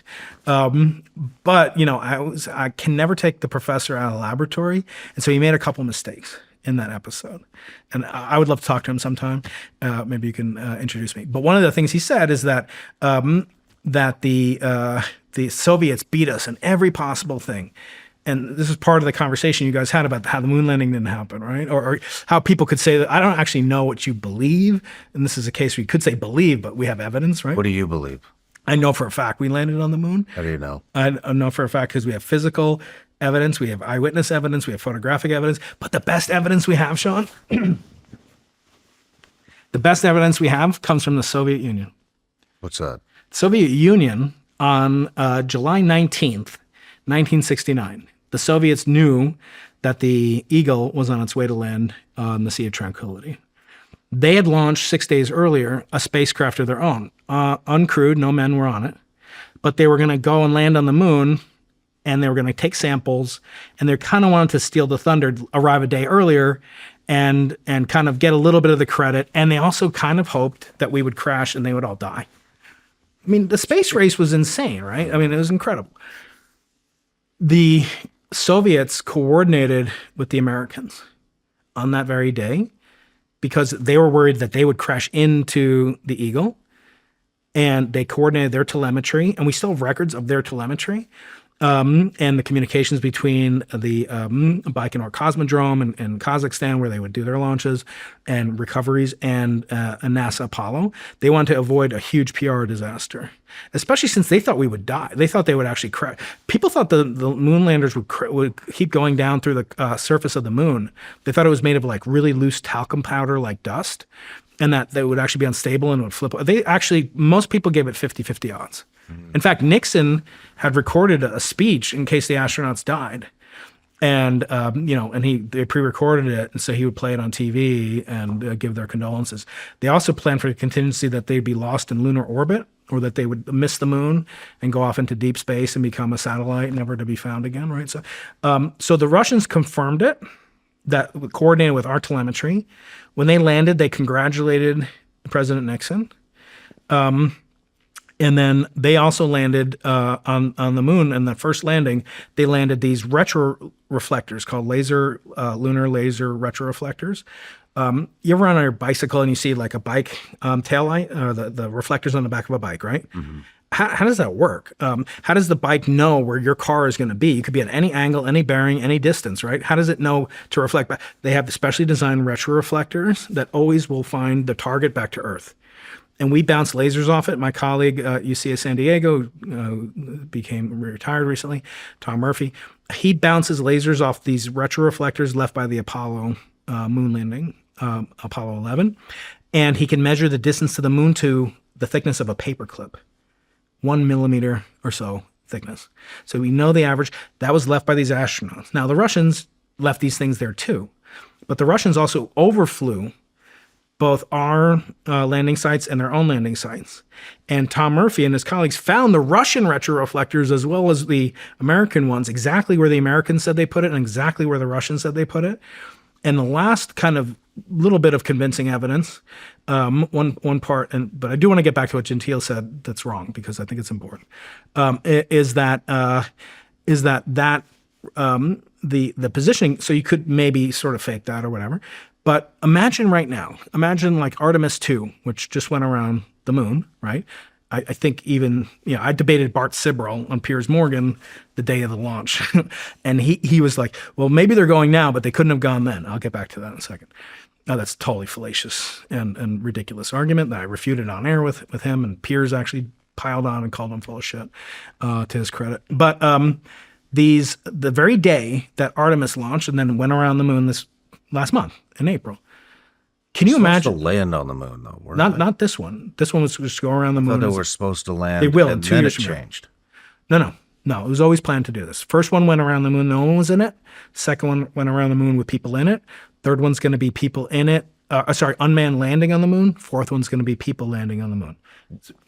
Okay. Well, let me just finish up this one. All right. I just want to know, why don't we just land on the fucking moon? We did it in the 60s. Okay. Correct? Would you get? Why are we doing all this crazy, wild shit? Let's just go back. Would you get on with your kids, being here and your wife and your empire that is so impressive? Would you get on like the second flight of any kind of military hardware built by the lowest paying In case contractor? you haven't noticed, I'm a risk taker. I know you are, but would you do it now? I asked Elon Musk on my podcast. Would I do it right now? Yeah. Would you take it right now? Right. I would've So you done do it things in probably steps. 4 or 5 years ago. Kitty Hawk. Was that the first time the Wright Flyer had ever flown? No, they didn't put themselves on it the first time. They did test flights, prototype flights. That's all they're doing. There's nothing nefarious there. But let me just get to the closure of this one argument, a thought experiment I want you to consider.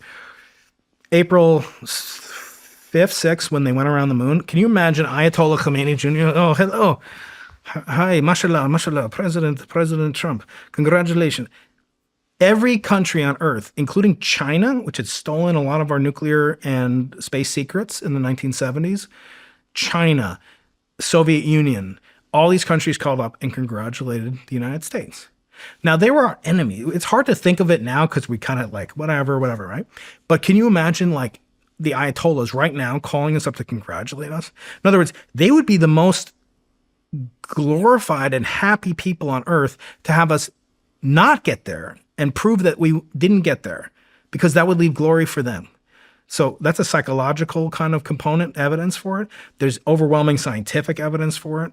The evidence against it is minimal. You already mentioned one of them, which is, well, how come they did it, in the 60s, but we can't do it now? I mean, you said that, Gentile said that.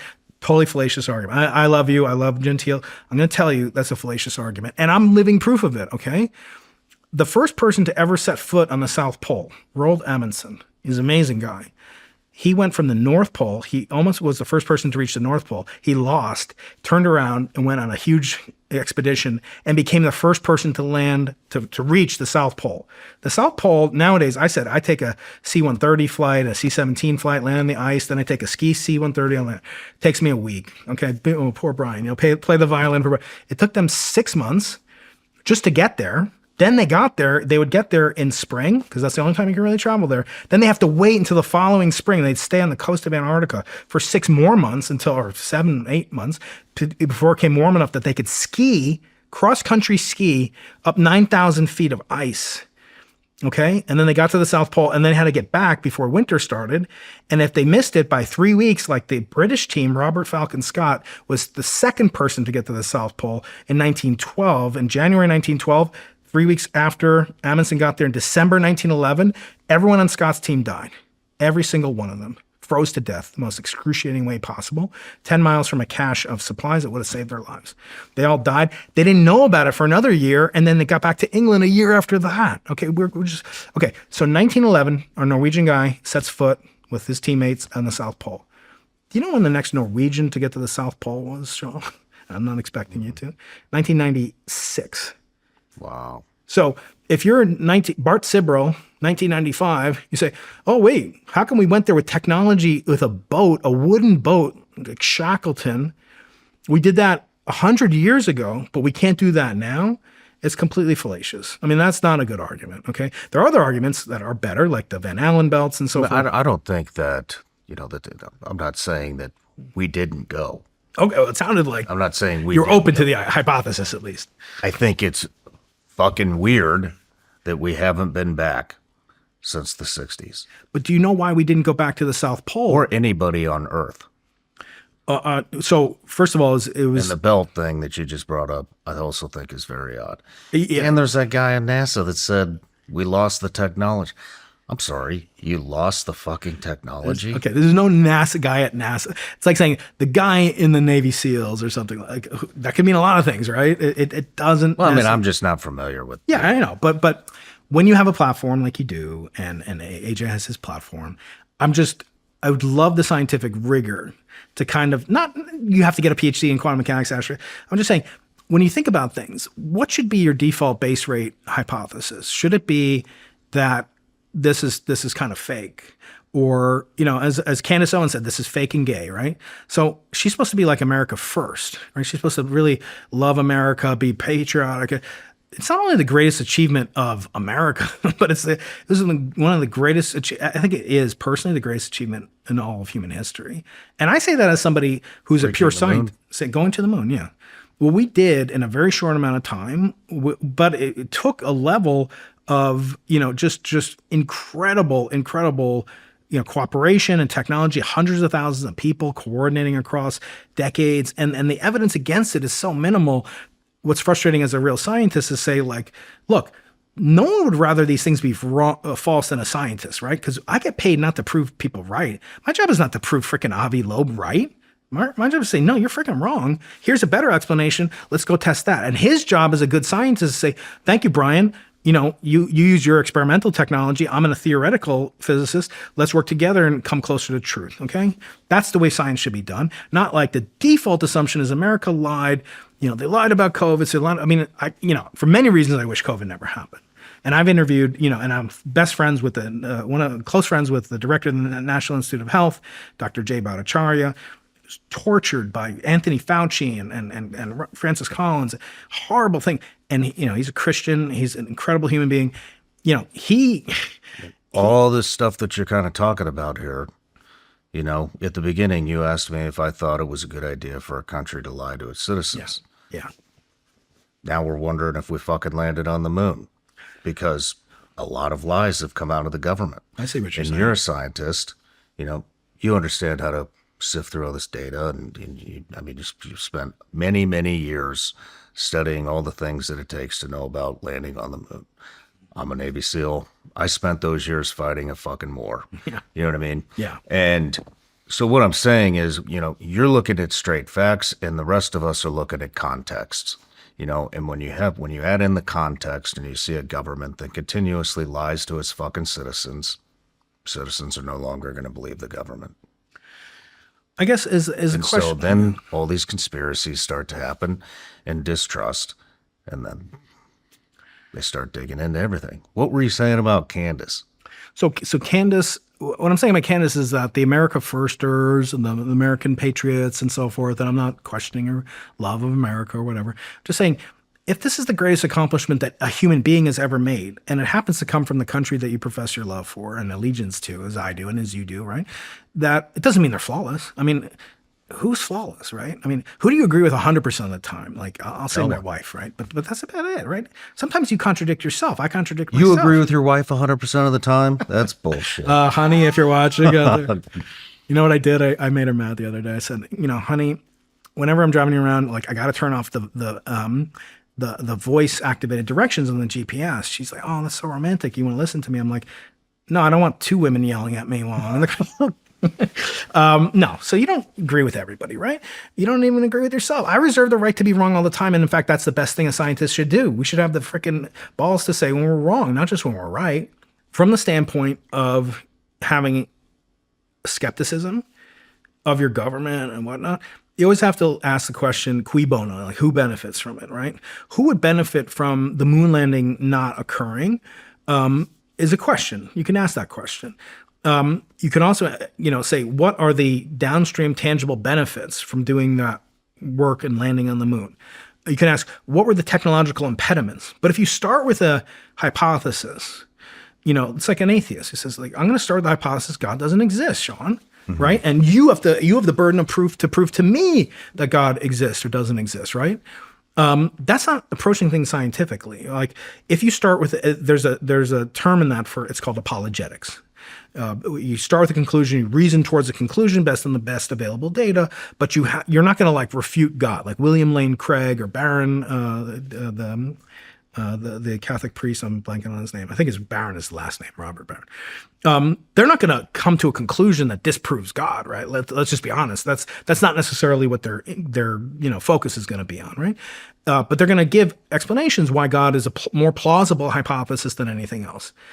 But if you so there's purely scientific reasons you can debate what happened when we went to the moon. How come we didn't go back? I think I gave some credibility to the argument that just because you do something once, it doesn't necessarily make it easier to do it twice. Like Piers Morgan on his show, to give him credit, to Bart Sibrel, he said, I flew on the Concorde, in 2001, and I haven't been on a Concorde since. Like, how come there's no freaking, Mach 2 transportation right now? How come that's not probably ever going to happen again? How did we go back into, when that was built in 1962, the Concorde. It was before the Apollo landing. We can't do that now. It's an argument that sounds good to people that really might come into a conversation with a predisposition. And that's fine for a person who's not maybe wanting to portray themselves as being a scientist. You're not a scientist. AJ's not a scientist. But there's one more thing about the Van Allen belts, which is the other thing that Candace Owens really got from this guy, Bart Sibrel, and then I think AJ kind of got this too. So there's this radiation belt that surrounds the Earth, and it's called the Van Allen belts. It is supposedly this impenetrable, instantly fatal trajectory. No person can get through it, and there's no way to get to the moon without going through these belts, right? I mean, it surrounds the Earth. So that's like saying there's no way. Let's say you want to land on Saturn, right? For whatever reason, Shawn's deciding we're taking the podcast on the road. We're going to Saturn, right? Saturn has this ring system around it. It's like a belt around it, right? So if you're going to land on Saturn, fine. You probably won't take the trajectory that goes right through the ring system, right? Just because there's a belt exists doesn't mean that there's not a symmetrical a trajectory that you could go through. It's totally safe, right? The asteroid belt. You think about the asteroid belt. You shoot a spaceship through the asteroid belt, you're going to get destroyed. No, you won't. If you shot in any direction, you take any trajectory you want, and you'll go out to the edge of the solar system, there's almost a 0% chance you'll hit anything, even though you kind of depict it as an asteroid belt. The Van Allen belts are like that. They're highly concentrated in certain regions. There's two different belts, an inner belt and an outer belt. They mainly go around the equator. The launches to the moon go around the pole. So there's no danger. There's no exposure to it. We know how to do it. Satellites go through it all the time. And anyone who's ever seen Aurora knows about it. It's not dangerous. It's not fatal. It happens to be about the equivalent of 2 or 3 chest x-rays, which you and I get every year, every couple of years, right? So there's some radiation. It sounds scary. One of the Patreon questions that I answered for my fellow Vigilance Elite Patreon members was about, like, how do we make the concept of nuclear power less traumatizing, less kind of scary to the average person? Like, how do we get rid of radiation? So save that. You have to join Vigilance Elite Patreon. Right? I'm trying to sell that. My fellow members. So go over there, you'll find out my answer to it. But it's sort of, it's manipulative to say radiation scary, therefore we didn't go to the moon. Let's look at it scientifically. Let's look at the evidence. If you spend any time off-road like I do, you already know how easy it is to end up second-guessing where you're at, whether you're still on a legal trail or if the route ahead is even worth taking. That's why I've been using OnX Off-Road. It's an off-road navigation app that shows trails, public and private land boundaries, places to camp, and detailed trail info all in one place. And what makes it really useful is the amount of actual trail data. You can check difficulty ratings, terrain details, trail photos, even recent reports from other riders before you head out there. The other big thing is you can download maps ahead of time, because once you lose service out there, your phone is pretty much useless. But with OnX Off-Road, everything still works offline. And if you're riding with a group, their location sharing feature lets everybody stay on the same map so nobody gets lost or separated. What I like most about it is it gives me a lot more confidence when I'm exploring somewhere new. I'm not wasting time backtracking, accidentally ending up on private land, or trying to figure things out once I'm already deep into the trail system. I can plan ahead, know what I'm getting into, and spend more time actually enjoying the ride instead of worrying about navigation the whole time. Search OnX Off-Road in the App Store or Google Play. Again, that's OnX Off-Road in the App Store or Google Play.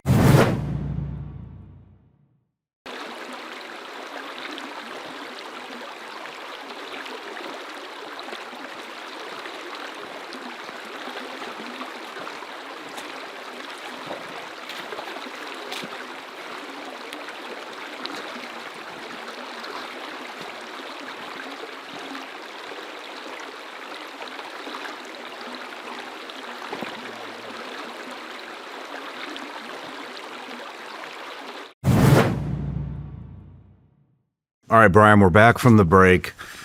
We pretty much just wrapped up the moon talk, but I did bring one thing in here because you gave me a little shit for saying the NASA guy.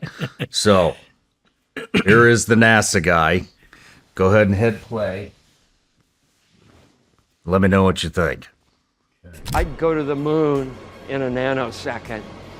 The problem is we don't have the technology to do that anymore. We used to, but we destroyed that technology, and it's a painful process to build it back again. When you said that just now, All right. it sounds stupid to you. Kind of. As I mentioned, So that was, what's this guy's name? Don Pettit, a NASA astronaut. Okay, so I sounded like an idiot because I didn't know his name or what he was, so I had to go find it and show it to you. So That's fine. That's what is your take on that? I'm just curious. So, no disrespect to Don. Again, more courageous than I'll ever be. Launch on top of a 60,000, tons of TNT equivalent and risk your life and do everything that he did. So the one thing that's more complicated than physics is psychology, is the human mind. So I'm not going to speculate what he meant by it. I'll just say it's the technology can't be destroyed, right?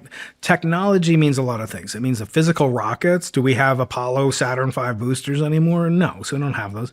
Do we destroy them? Yeah. I mean, I've got a 50 cal bullet that my brother-in-law Jim Brewer got me, and I use it as a bottle opener. Is it destroyed? Yeah, it's destroyed. It has a hole in it, and the gunpowder's been taken out, and it's not a live round, right? So do we destroy the know-how on how to do it? Do we destroy? That's the way I take that. Is they destroyed the know-how. So They destroyed the blueprint. so Who it- gives a shit about the fucking booster or whatever, or the rocket or whatever it is? We And can it is- build it again. it is true, right? It's like I don't think that's that's what everybody's doing with these autonomous systems right now. They're building disposable units that can be very cheaply and easily recreated. I have collect aviation, kind of antique artifacts. I have a B-17 propeller in my hangar in San Diego, where I keep my plane, and this thing is amazing. And there's zero chance that we could ever get that to work. We could ever reconstruct a B-17, from scrap. There are a couple of B-17s flying. I think there's 3 left or something like that.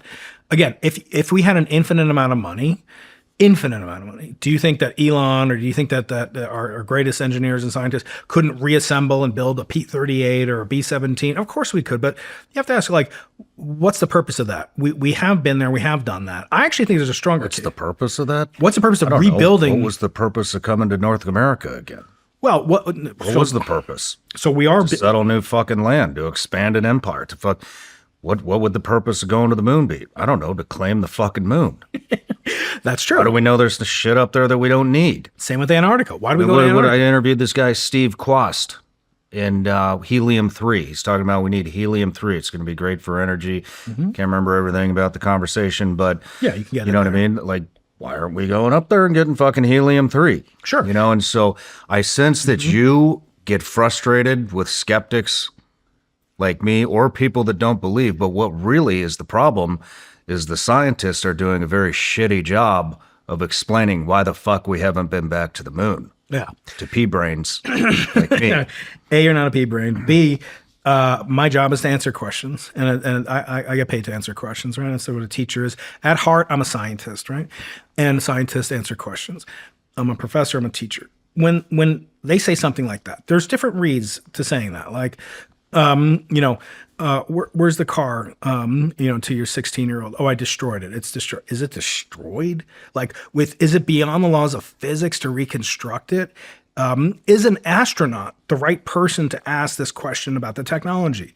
Do you know the astronauts have almost no knowledge of the engineering and the building of it? Some of them weren't even pilots, right? So that's why I kind of asked you before, is my lack of domain expertise in the operator, special teams, and the Navy aviators, does that preclude me from being able to ask questions that might be uncomfortable for people that believe things that they've seen that I don't believe there's evidence at the scientific evidentiary level for? So that one clip, it doesn't shake me. It doesn't frustrate me. It doesn't make me feel like, oh, well, I really got me. It makes me feel like this guy said something. I don't know the full context, but I know for sure if we had wanted to, there's absolutely no reason not to. Now, why didn't we want to? What was the Cold War? I mean, do we go back and keep bombing Japan and bombing the Soviet Union? The Soviet Union collapsed, right? Part of it was because of the vast military expenditures that we spent during the space race, and it was no longer sustainable in the late 1980s, and the Berlin Wall fall. Do we fire a shot? No. I mean, not really. I mean, you guys probably know. But once you do a thing, do you need to do it again? Like, it's not like running a marathon, right? Roger Bannister broke the 4-minute mile 80 years ago, something like that. People still want to break the 4-minute mile, right? They keep getting better and better. Will that person, the second person to break the 4-minute mile, do you know his name? No, but I mean, yes, we do need to do it again. I mean, since the beginning of time, it's been expansion of empires. Yeah. The entire fucking planet's occupied now, except Antarctica. It's only got 800 people down Sell there. you some land there. But you know what I mean? So what is the fastest growing? If you took, is the world overpopulated? I don't think so. I think it's the opposite. I think we're running low on population. If you took every person on Earth, Shawn, I guess what I'm saying is it's all been settled. I'm not talking about an overpopulation or anything. I'm talking about expansion of empires, which humanity has been doing since the beginning of time. Right. The new expansion is space. Absolutely. Space. I mean, I don't know the correct terminology, but it's been told to me by several people on the show that the real estate law or whatever the fuck you call it, space. Yeah, space law is the fastest growing. It is. Sector of legal or whatever, legal real estate. Space Force was created. The first branch of the U.S. military created in 50 years, 60 years. So you can't tell me that, it's not important. And then Steve Quast is saying China is basically on the moon. I don't know if that's correct or not, but that's what he says. But whatever, somebody's going to fucking go there and somebody's going to claim it. Why haven't we been back? It's been how long? 60 years, maybe? If we had this conversation, 46 days ago, we could say we haven't been back to the moon in 56 years or whatever, but now we have been. We've been around the moon. We went farther than we went even during the Apollo mission. Mm-hmm. We're testing this thing out. I always say, someone said to me, do you want to go on a SpaceX rocket and go to the moon? I'm like, yeah, I want to be customer 10,000. Like, I don't want to be the first guy. You know how many aviation accidents occurred during the first 10 years after the Wright brothers? What the fatality rate is? Nowadays, you get on a plane, The fatality rate is 0.001. The only fatality in America since 9/11 was right after Trump's inauguration. This helicopter hit a commercial jet. That was like the first midair collision that resulted in death. Right? Even Sully Sullenberg landed on. Their aviation safety has gotten down to the sub-thousandth of a percent level of fatality risk. Space is still about 3%, 4%. Now, part of that is intrinsic to the environment. It's the most extreme hostile environment, which is also some of the reason why we might not ever get to Mars and colonize Mars. We might not have the ability. We might not have the wherewithal. But in today's dollars, to reproduce what we did, just go to the moon, walk around, do the samples, if you'd want to do that, is sort of the analog of what I said before. Go to the South Pole, be the 10th person to get to the South Pole. You have to justify a huge amount of blood and treasure to do that. And I'm sorry, people in America are not willing to see astronauts die. You know, we've gotten to a point where if they were to have one loss of an astronaut, it would set back probably the future lunar colonization by an incredible, maybe decades. And the budget that NASA is dedicating towards this is minuscule. You know, women in this country, and many men, I don't know, your audience, no, women spend more on lipstick in America than the NASA budget. Tell me how you're going to get to colonize the interplanetary species like Elon wants to do with a budget that's $25 billion. And some say that's way too high. We should be spending on poverty. We should be sending it, and you got to be sympathetic to some of these things, right? So the question is one of national will. We had pride in the 1960s. We wanted to beat Russia. We don't really have that with China. We have a very unusual thing with China, our relationship. You know more about the geopolitics than I do. There's an interesting thing that just happened in, didn't really make much media attention. I saw it in the New York Times reported that China was trying to build radio telescopes in Argentina and optical telescopes there. And the U.S. government coordinated with Argentina and froze the parts at the port in China. I'm sorry, at the port in Argentina. Like, why are they doing that? Well, guess what? When we go up and study the cosmic microwave background, look for the Big Bang and stuff like that, we're on top of these mountains. We're looking for infrared. We're looking for heat. Well, guess what? So are the Chinese. They're probably looking for infrared from a B-2 stealth bomber. You can conceal its radar. That's what stealth means. You can cool the exhaust, but you can't defeat the second law of thermodynamics. When an SR-71 is cruising at cruise speed, the windshield gets up to 600 degrees. It had to be 3 inches of quartz. Well, quartz radiates in the infrared extremely well. You can pick that thing out like a hot knife going through butter. So these are not always peaceful, kind of coordination and scientific benefit. But to coordinate something on a budget of $25 billion, I mean, it's almost nothing. And so I don't think we're going to get there again, but not because and that's today when people are excited about the moon and Elon Musk exists. He didn't exist in the 1980s or whatever, right? And we had the space shuttle program. That was kind of a mixed failure blessing in some ways. Pettit was one of the commanders on. So look, the disposition has to be like, what is the cost benefit analysis? Is it worth sending people there if they have a high risk of dying? Would you want to be, let's say it's safe. You're not going to die, but you're going to go on a one-way ticket to Mars. And, your crewmate's going to be Elon Musk because he wants to go there too. Are you going to do that? You love risk. I'm telling you, no risk. You're not going to die. I mean, you're talking to somebody that fought in 3 different wars and several different conflicts. Yeah. I'd have a huge appetite for risk. Yeah, I have no doubt. And I have an even bigger appetite for risk when it advances humanity, advances our country, things like that. And so if I thought that for 1 second that by reaching the moon with Elon Musk, for whatever reason, is going to advance humanity and make a fucking better life for mine and yours kids, you bet your ass I'm going to be on that flight. So then we have to look at what is There are a lot of people that are just like me.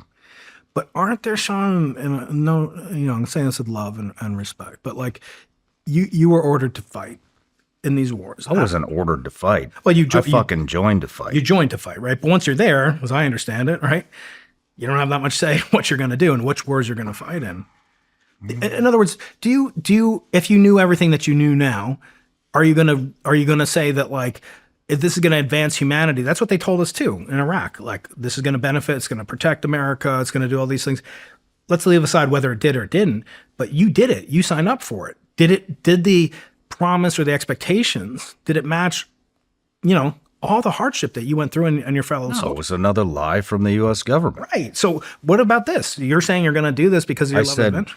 If I knew for a fact Okay, but that we it was never- going to advance humanity and make a better life for mine and yours kids, I would do it. You can bet your ass on it. It's That's funny. what I said. I asked Elon on my podcast. I had him on very briefly. And I said, Elon, you say you want to go to Mars, you want to live on Mars, you want to die on Mars. I said, let's hope it's not on impact. You know, I don't want you to die on impact, buddy. I think you're too important. But you have 13 to 14 kids. We actually don't know how many kids Elon has. It's either very lucky or very unlucky. But he has at least 13 kids. I said, there would be a day when you'd have to say, they're not all going to go. His kid X, Shawn, 72, you know, the one that's named after the blackbird, right? It has an unpronounceable name. He was in the room. I could hear the kid talking on the podcast when I was talking to Elon. His mom was on the podcast. There was a big space and we recorded it. And I said, how are you going to say goodbye to another kid? He lost a kid. You know, it's just the most traumatic thing that a human being, you and I know. Like, I don't even like to talk about it. A parent loses a child.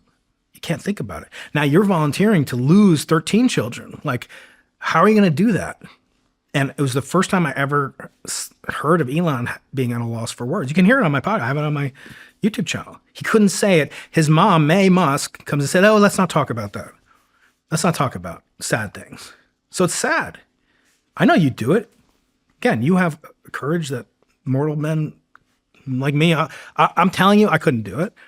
But it's also, to me, it would have to be justifiable. And I know as a scientist, I can't know for sure, guaranteed, it's going to benefit your kids and my kids. I just can't do it. And as a scientist, I have to say, what could we do with Shawn Ryan, as fucking badass as you are, and no doubt that we can't do with Optimus 27 equipped with ChatGPT 100. In other words, why send a human being with a wife, kids, family, people that love you, people that depend on you, people that are watching right now, whose life and ears you're in right now? I mean, you're going to take that away? Convince me you can't do that with a robot or AI. We haven't talked about AI. What do you want to talk about? I think AI has a lot of things in common with aliens, in that it is potentially kind of a surrogate replacement secular God. That it gives us the chance to do what God did. You know, God made man, Adam in Hebrew means earth. God made man out of earth. We have that impulse. It's Tower of Babel. We have that same urge, that same desire, that same craving to be as gods. That's why, I don't read the Bible as a science book. Sorry. You know, I don't look at it, where's the hydrogen's 30-second wave function? It's not in there. It's not what it's supposed to do. I don't read Avi Loeb's books to learn about how to be a better member of my community and a better husband. They're different purposes, right? When you look at that book, though, the Torah, the Bible, the Old Testament, and the New Testament, you look at what they are designed to do in the time that they were designed to do it and are still relevant in this age. You know, I always joke, I wish I'll have God's book sales, you know, like 1% of God's book sales in 3,000 years. There's no book like that, Shawn. You can't tell me there's not something quasi-divine, even if you don't believe. Mm-hmm. Something that's lasted for 32 centuries, that's as applicable to my daily life right now. I read the Bible, I read Jesus, I read the New Testament, I read every day, Stoics, I read it all. Why not? Why wouldn't you? I read Shakespeare, I read Stephen Hawking. I don't care, I'll learn from anybody.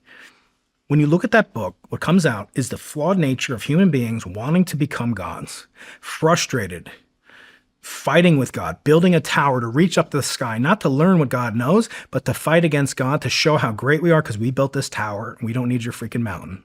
We can do it ourselves. We build mausoleums and pyramids and all these things. What is it supposed to do? It's meant, really, there's a book by Ernest Becker. It's called The Denial of Death. And Ernest Becker claims that the human being has one major fear, and he spends his whole life attempting to overcome that fear, and that's that he's going to die. The word Homo sapien means man who knows. What does he know? We're the only creatures that exist that know we have a death date. Uh-huh. Yes, elephants will get together and they'll look around, and when one dies, they'll all cry. And I'm not saying they don't know when they're 4 years old that they're going to die. My daughter asked me the other day, like, are you going to die before me? I said, I hope so. I was like in tears. We know at a young age we're going to die. That's a good thing. But since biblical times, since early man, we have struggled with this desire to overcome that limitation, to become gods ourselves, to extend our lives, both in lifespan, which is great, and in sort of the power, the omnipotence of the human, which means augmentation, building silicon brains that live outside of us, robotic bodies, cryogenics, suspension, longevity, maybe escape velocity, as Kurzweil calls it. You know, he claims that at a certain point in 3, 4, 5 years, it keeps getting pushed back, like disclosure, that we'll reach longevity escape velocity, which means for every year you live, you'll live another 1.1 years or something like that. And once you hit that, you can live forever. Would you live forever? Not by myself. I wouldn't want to be the only one.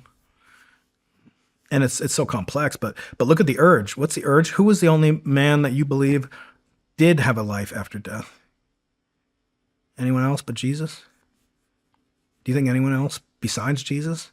We have an urge to be like Jesus, to live forever, to resurrect ourselves, to extend ourselves forever. What if that's... Yeah, everybody. I mean, I can't say everybody, but a lot of people are trying to build a legacy. They want to be remembered. They want Exactly. They have heirlooms. They want passed down items. You know what Books, I mean? that's right. Books. Denial of death. We want something that lives beyond us. In the Holocaust, Viktor Frankl... You're making writing death letters. Just making videos for your kids. You know what I mean? So they remember you. Interviewing your parents. That's right. You know, so that Writing a your book, kids writing and your memoir. their kids and their kids and everyone down the line knows who they were. I'm going to keep pressing you. You got to write your memoir. When the time is right. Look, you can write... Obama has 4 memoirs. You could do it. He wrote 4 autobiographies. You can do yours now. Don't put off to tomorrow. You know what? Alfred Nobel, incredible human being, had no kids, no wife. He wrote his will a year before he died. There's a saying in the Talmud, write your will the day before you die. Why? Because you don't know when you're going to die. God forbid, you should live to 120, I will say to you. But we don't know. We don't know how much capacity we'll have. Some law could change. Something could happen, right? Don't put it off. You were saying it's not time yet. What, writing a book? Yeah. I'm just not that into myself. It's not about you. Again, Shawn, I hand you your great-great-grandfather's memoir. I said, Shawn, I found it. I did some research, Italy, I don't know where. Found it, and I got it. It cost me a lot of money, Shawn. You know, I could give it to you, but would you pay for it? How much would you pay for that? Your grandmother. I don't care who it is, Shawn. Someday you are that person. First of all, you're that person to 6,500,000 people, whatever people want to know. And it doesn't mean you reveal everything. I don't tell people everything in person. This is my autobiography. It's my first autobiography. Maybe it's my last. I don't know. I want to write more. Maybe I will. I think I have one more book left in me. That's the way I feel. Just honestly, my energy, my age, my commitments, my family, all right? But this is a gift. It's not for you. Don't think about it for you. Like, oh, what am I don't want to. Okay, so I bet you've done a lot of things you didn't want to do in your life. I mean, my thoughts are all there. You know what I mean? They're all there. The way I think, what I believe in, what I don't like, what I... Where? In the podcast, episode 14? It's in here, man. Where? It's in this. Shawn, as I love you and I love your show, and I've gone back and listened to so many episodes. I'm not going to go back to episode 45 to hear what you said to that incredible guy, whatever, the other sniper guy, or what, like. And there's jewels in there. And I'm not saying to write a book about a podcast. What's that? It's all in there. It's all there. I'm not asking my kids to. I'm not asking anybody to. You know what I mean? Yeah, but you also think this is going to be it, or there's another chapter in your life. There's more chapters. Well, it's like I told you out there. Yeah. You know. We were talking about, you brought up the Sabbath again. Yeah. And you're like, you got to take a day off. And what are you going to do? Just keep being a big podcast? And I said, this isn't the only fucking thing I've done in my life. A lot of these guys, this is the only thing they've ever done. Right. This is not the only thing I've ever done. Not by I was a a long SEAL, a CA contractor, taught tactics.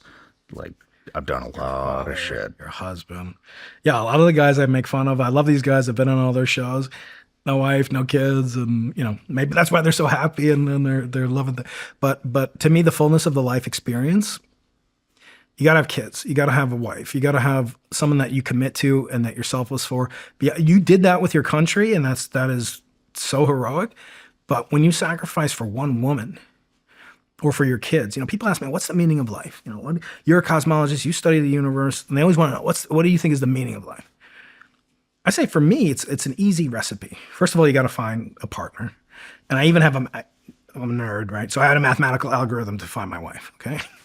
Wait a minute. You had a mathematical algorithm to find your. I got to hear this shit. So What does that even mean? it means you take metrics, what you manage, you measure, or what you measure, you manage, right? So I kept records, of just like dates and people's personalities and things like that. Not like, like this one, she had a freckle on her butt. That wasn't it. Here's the algorithm in simple terms. You should date, and there is mathematical science to back this up, by the way. You should date and, for some period of time, once you're ready and you're like, and no one's ever ready, by the way. Like, were you ready to get married and like commit to one woman that you're the only woman you're ever going to be with physically, intimately, build a family? No one's ever ready for that. No one's ever ready for kids. No one's ever ready probably for combat. Like, you can't be ready for it, right? These are things that like make us uniquely human. But for me, I said, date for some period of time. Keep a list of women, and you may date for women, and I'm sorry, I know you've got women that listen. I'm just going to speak for my person. I'm going to talk only about women, but it applies to women looking for men. Date somebody until you find the following person. If I had a daughter with this woman, would I be okay if my daughter turned out to be like this woman? Okay, so let's say I dated a cheerleader. I dated someone, like just models. I've dated and wonderful people, whatever. I dated people that were Jewish, people that were Catholic, people that were Muslim. Even. I dated a whole bunch of people, right? And then some I dated for selfish reasons, right? She's hot.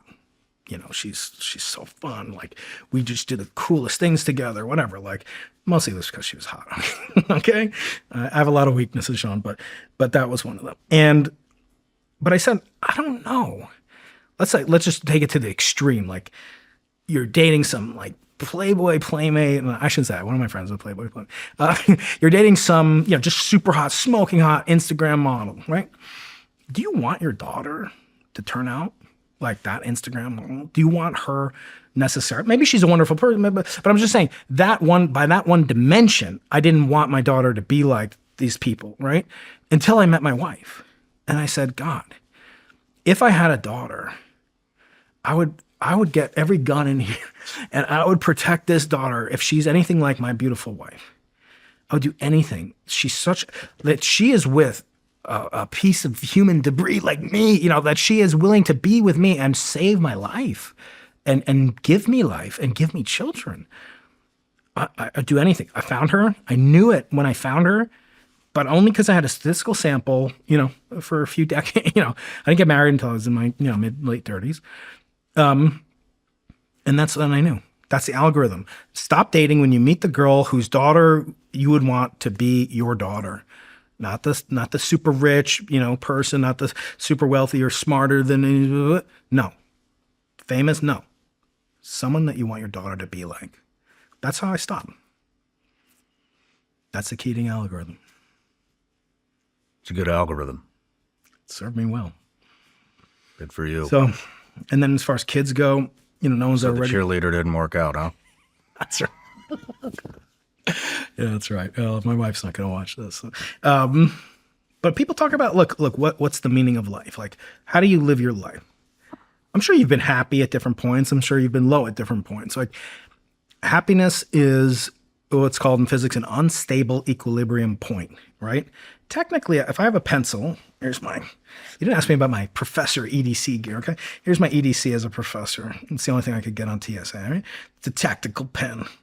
And I could theoretically balance this on its point, okay?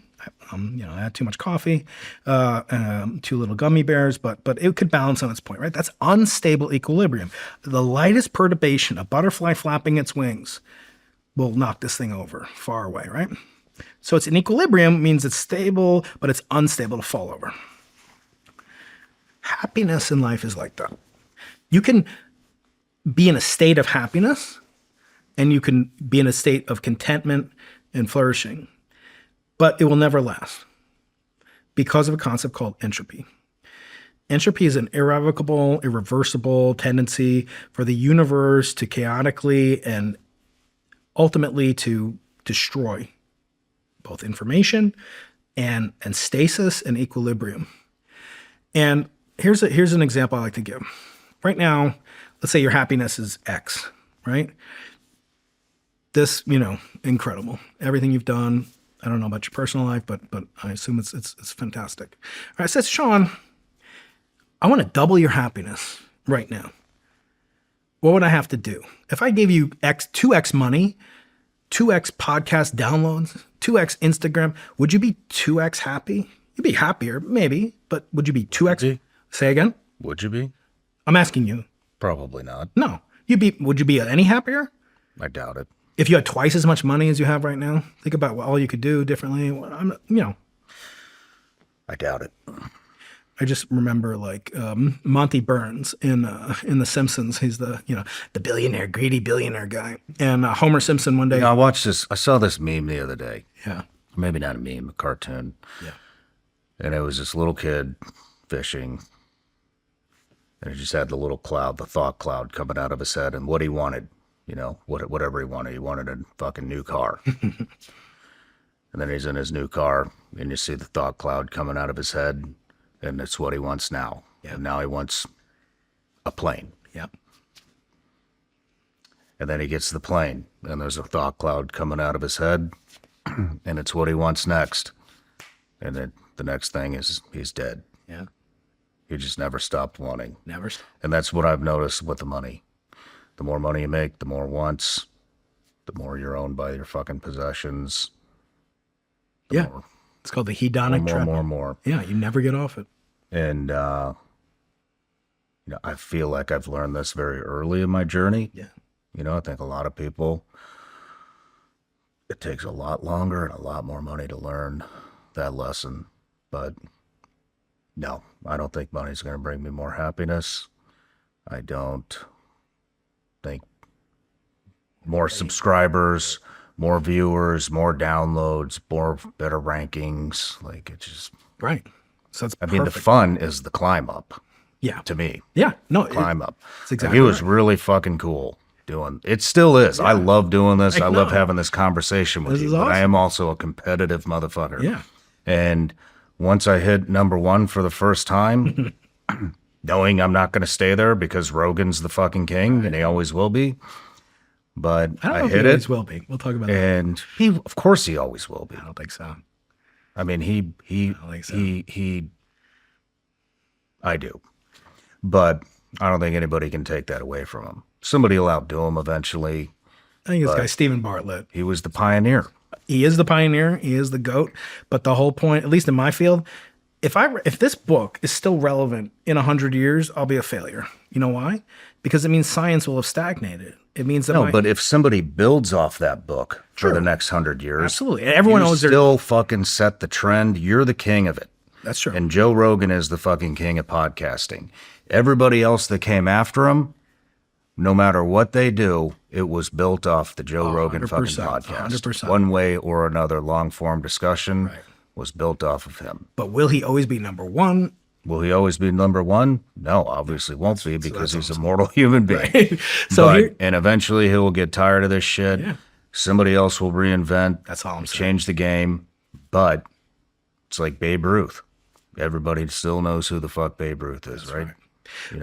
And so, anyways, what I was getting at is, no, I don't think any of that, none of that shit is going to bring more happiness. It will drive your ego through the fucking roof. Yeah. And will probably ruin you as a person. 100% with that amount of success and money. But it's not going to bring more happiness. In fact, Jim Carrey has a really good quote. I wish everybody could be rich and famous so they know that's not the answer. Yeah. But here's where I want to go with that, back to my pen sticking on its tip. It's unstable, right? So what you describe is called the hedonic treadmill. Hedonism is like seeking pleasure, happiness, whatever, wellness, well-being, flourishing. It's a treadmill because it never stops. You just keep running on it. Someone's always going to have more followers, more money, more women, more guns, more whatever, right? That's going to get to a point. More guns, I'm not so sure about. But in any case. But let me ask you this. I said, could I double your happiness? You said, absolutely not. What are you, crazy? You said, could I increase your happiness? You're the first person I ever asked that particular question to. Said, no, you couldn't increase my happiness by even a bit. And I respect that. I'm not disputing that whatsoever. I said with money. With money, okay. Or money fame and or shit. Is there anything material, not God, I'll tell you how you can increase my happiness. Yeah. It's going to sound like a fucking punishment. You take all my social media away. You take my phone away. You take my fucking I already computer freaking away. prescribed that to you on Saturday. And you Sunday. And you take my occupation away and force me to be with my fucking family, where we don't have to worry about money, how we're going to eat, how we're going to get shelter, how we're going to fucking drink water. And that will create a happy Will you person. try for me? Will you try for me? I know we don't know each other, but will you try one day? Now think how fucking easy it is. I'm sure you've done very well. You almost won the fucking Nobel Prize, right? So you've got to be financially stable. At least. I'm not saying declare poverty. And so you have the option right now. You could throw it all away, knowing that you would probably be a happier fucking person, but you're not going to do it. I can't throw it all away, but once a week I can throw it away. Once a week, I could see you not on the phone. I could see you not on Instagram. I could see you not doing podcasts. I could see you going to church. I could see you doing with your family, your friends, your community. Heck, you can drive. I'm not allowed to drive on Saturdays. I'm not allowed to use the phone. I'm not saying don't use your phone to call somebody. I'm just saying disconnect from the world. The reason is, and it's very beautiful, and I think it applies to you. The commandment in Hebrew, and the fourth commandment, which is you shall honor the Sabbath, right? It doesn't just say you should take off on Sunday or Saturday and kind of chill out and watch a football game. No. It says 6 days you must work in order that seventh day is a Sabbath, a rest day for God, Hashem. Meaning that the purpose of the week is you must earn your freaking money. The Torah, the Bible is very explicit. If you don't work, you don't eat. You can't rely on a miracle or even other people. It's considered, this isn't good to rely on other people, that they're just going to provide for you. No, you have to do it. But if you work 7 days a week, I know billionaires, I know superstars, millions of Instagram, whatever. They work 24/7. I said to them, I told Stephen Bartlett on his podcast, I said, you're so successful. You work 7 days a week. Aren't you just a slave? Like it may be to a good, outcome. You're doing great. If I could buy a stock option on anybody, he's 32, handsome, fit, great guy, great friends. He has 100 people. His podcast is like, it's almost as big as this. Okay. And that's all he does. And I'm like, Steven, take it from me. I'm an older man. You got to find a woman, you got to find a life, you got to make a family, and you got to take time off. If you cannot do that, you are a slave. You're a rich slave. I'm a slave, Shawn. I'd love to be on doing science every day of the week. I could do podcasts every day of the week. It's a challenge for me to turn it off. I don't like doing it. How do you turn it off? How do I turn it off? When you celebrate the Sabbath, Yeah. Are you telling me that none of your science is in your head? That's not the issue. Science is in your head because science is a vehicle to God. You know what I mean? Your work. I don't work on papers. I told you. But it's in your head. That's not. Are you really able to God is switch not a it all thought the way police, off? man. God is not like Kim Jong-un. He's not policing your thoughts, right? So he doesn't care if you're doing that. He cares if you're on a podcast with someone that you respect the hell out of, and you did that, and you're not in the temple, or you're not with your kids, and you're not with your wife, and you're kind of. But he doesn't need it for him. God doesn't do this for. He's doing it for you. Every 6 years. In the Old Testament, you're supposed to let the land lay fallow and not reap every year. How'd they eat? So you can go back and dispute and talk about the science, whatever. You had to let the land every 7 years, and people would go free. The slaves would go free. If you had a slave, you'll let him go free. Every 49 years, the word jubilee, that comes from Hebrew. It's yovel, jubal. It's a jubilee. Every 50 years, everybody would get their land back. Every slave would go free throughout the land. It's on the Liberty Bell. It's on the frickin' U.S. Liberty Bell. It says, you shall declare freedom throughout the land and liberty to all its inhabitants. We get that from the Torah, from the Old Testament. And it says freedom is not just that you do whatever you want. It's that you're doing something actively in pursuit of something bigger than yourself. And by the way, I think you do this, but you just don't know it. So the only thing I'm saying is it's like an easy prescription from this non-medical doctor, okay? But it's the decoupling from the world. And I don't care if somebody's tweeting about me because I said something about Avi Loeb, and I don't give a flying F. I could care less. I'm not checking it. I'm not seeing, I got this banger tweet. I got to get it out there. I don't care. It can wait. You know why? This comes back to the happiness thing. I told you, and you agree, and you had this eloquent way of saying it. Like, sorry, Brian, like, Elon Musk comes in here and drops $1 billion on it, you'd be a little happy, but you wouldn't be twice as happy. You wouldn't be 10 times as happy. But Shawn, I'd be happy in the moment. In the moment. Fuck yeah. But Got that's $1 not billion. happiness. But then it goes away. That goes away. But here's the sick thing about life. I can't make you happier, guaranteed. Well, I can make you unhappier, guaranteed, right? Mm-hmm. This is entropy. Entropy is the concept of disorder, of chaos, of randomness. The things that make us happy: organization, structure, family, production, work. It's organized, it's structure. The natural order of the universe is towards disorder and chaos. We must control it by applying energy to reduce entropy. I mean, happiness is a choice. Say more. Say more. Someone who's unhappy, depressed, they can't just choose it. Sometimes they need medication or job change or something like that, right? It's partially could be a choice. But unhappiness. You have to choose when you wake up if you're going to be pissed off or if you're going to be happy, right? Yeah. If you're healthy, yeah. But anyone who has kids, and this is getting back to my meaning of life and how I find me. Anyone who has kids, I don't even say it, but I'm not gonna say it. I can't make you a little bit happier, but I can make somebody infinitely unhappy. I'm not saying I'm going to do it. I'm just saying they could become infinite. I know billionaires, Shawn, have lost kids. Okay? You think they wouldn't trade all their billions and billions more, be poverty, paupers, living in the gutter to have their kids back, their sons back?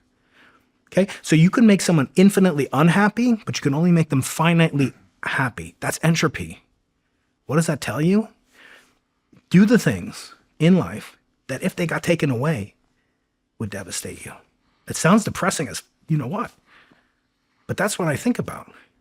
I want to construct order.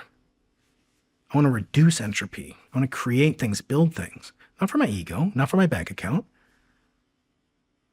but for the goodness, for the benefit it brings to the world and the future. I think that's what the meaning of life is. I mean, I'm a scientist. Maybe that doesn't apply to everybody. I'm sure a lot of people will be happy with 7 Instagram models and $1 billion, but maybe not. So, and again, you look at the Torah, you look at the Bible. Anyone who had multiple wives, they were some of the most unhappy people that you'll ever know about. So, guys out there, be careful what you wish for. I got a hot question for you. Ready? Yeah, go for it. Here we go. Coming in hot. Back in 1950, Enrico Fermi, a Nobel Prize-winning physicist and one of the fathers of the atomic age, was having lunch with colleagues at Los Alamos when he asked a question that still unsettles science today. Where is everybody? The universe is enormous. It's ancient. And based on the sheer number of stars and planets, it seems like life should exist somewhere else. Yet so far, we have no confirmed signal, no confirmed contact, and no undeniable evidence that another intelligent civilization is out there. Can you break down what Fermi Paradox is? Yeah. One of the people he said that to was an old friend of mine who's deceased now named Herb York. He's one of the founders of UC San Diego. I miss him a lot. He was a great person. Built the atomic bomb and then spent many years, as many warriors do, advocating for peace afterwards. No one knows more about wanting peace and the goodness of peace, I guess, than you who fight the wars, right? So he helped develop the atomic bomb, and he was at that lunch with Enrico Fermi when he posed this question, well, kind of a side quest as they're building the atomic bomb, right? So the concept is that the universe is vast, but let's just restrict ourselves to the galaxy. Our galaxy is maybe 100,000 light years across, meaning light takes 100,000 years to get from one edge of the galaxy to the other edge. There's about 100 billion stars in our galaxy. There's about 100 billion galaxies in the observable universe. That's 100 billion squared stars in the observable universe, each one with 10 planets, call it, around it. You get numbers that are incomprehensible. 1 million planets in the observable universe, 10 to the 24th planets, right? So it just becomes crazy. And then you think, well, if only 1% of them have life on it, that's 10 to the 22nd power. It's an insane number. So the universe is huge. There's a lot of opportunities for life, for planets. And yet, as you say, we have no evidence that rises above scientific truth or evidentiary standards. And this is going back 84 years when he said this in Los Alamos, right? Wow. So this kind of shows you that Back then, they didn't think they had evidence. It was right before Roswell, by the way. And then nowadays, we don't feel like consequential evidence exists at the level of scientific proof, right? And even those with the most invested in it, like Avi Loeb, will not say, as he didn't tell you, he didn't say, we have definitive proof, right? He said, he's a careful scientist, right? He said, we don't have evidence yet, and that's fine. Does that mean they don't exist? Absolutely not. It could exist, and there's many different reasons that could explain why we don't see what we don't see. Some of them come down to reasons, for example, that have to do with, there's an equation called the Drake equation. An astronomer in the 60s said, let's calculate how many different life forms there could be in the universe and what it would take for us to know that they're there. Okay, so how many people are there, and or how many civilizations are there that we could communicate with? In other words, if there's slime mold, if there's like bacteria, on a planet that's 4 light years away, right? 4 light, whatever you want, right? We would never know they exist because they don't have technology to broadcast radio waves and light waves for us to see, or neutrino tractor beams or gravitational wave. They don't have technology, right? So it's this: how do we know how many technologically advanced civilizations there are in order for us to be able to detect them? Otherwise, we can't detect them. Right? We're not going to the other star systems. The fastest thing that humans have ever made, Voyager, it's traveled the farthest away from Earth. It's 1 light day from the Earth. It was launched 55 years ago, before I was born. And in that sense, it's that thing is the farthest we've ever gone. It's only 1 light day. The nearest star is 4 light years away, so it's thousands of times closer. And so effectively, we will not be able to find aliens unless they send us information or come and visit us. So if you say that they haven't, if Fermi's saying they haven't, we don't have evidence, that has to be some explanation for them. Otherwise, you could say one possibility is they don't exist. Now, they might not exist now, but it doesn't mean that they didn't exist in the past. Right now, there's information from the 1936 Olympics that's getting out. It's about 90 light years away from us. That was the first time humans ever transmitted a globally televised signal. A radio wave that could travel around the world and go into outer space by accident, leak into outer space, right? That is now traveling at the speed of light, 90 light years away from us. There's approximately, maybe 1,000 stars that live within a 90 light year radius of the planet Earth, right? Each one of them might have tens of planets or something around them. That amount of information for them to know about us, that's just for them to know about us. That's not to send a return signal. That'll be 200 years from now, right? So the quickest we could ever send something is it goes out at the speed of light, reaches a destination and comes back to us. That light signal left 100 years ago. It's gone almost 100 light years away. For us to hear back from them, we heard you, you exist, that'll take another 100 years. Does that make sense? Mm-hmm. So there's a sphere. It's a radius 100 light years, call it. 1,000 stars plus or minus in them, and there's maybe 10,000 planets in those. So right now, all we could say is we don't know. There could be stars that are half that distance, 50 light years away. Maybe there's 300 of those, and there's 3,000 planets on them. So all we can say is that volume of space knows about us and could have returned a signal to us since we started broadcasting information. We don't have any evidence of that. Not for people not looking, but that is such a tiny, microscopic number. That's like a shot glass out of the Pacific Ocean in terms of how much the vastness of the universe is. Mm-hmm. So one thing is that space is very big and the speed of light is very slow, even though it's the fastest speed you could possibly travel at. Another solution that people have come up with is that there's lots of life in the universe, but they tend to not live very long because they have these things called wars. And they do battle among themselves. And you see this at every level of speciation, from bacteria to Beethoven. I mean, to us, right? I mean, I don't tell you. Bacteria have military campaigns against enemy bacteria cultures. They secrete toxins that preclude other bacteria. They spend their biological resources to create bacteriological trenches, warfare, to prevent other bacteria from encroaching on their precious, goo that they're eating. Every level of, and that's the most primitive life that we know about, all the way up to the most advanced life we know about, namely us. So maybe they only live so long. maybe there's a paper I read about recently. My friend Sabina Hassenfelder made a video about it. Elon Musk is tweeting about it. And it is, I think Avi Loeb is involved in some way or other. It shows there might be an average lifetime of a civilization in order for us not to have seen anybody of about 5,000 years. Wow. Which is like barely back to the pyramids, right?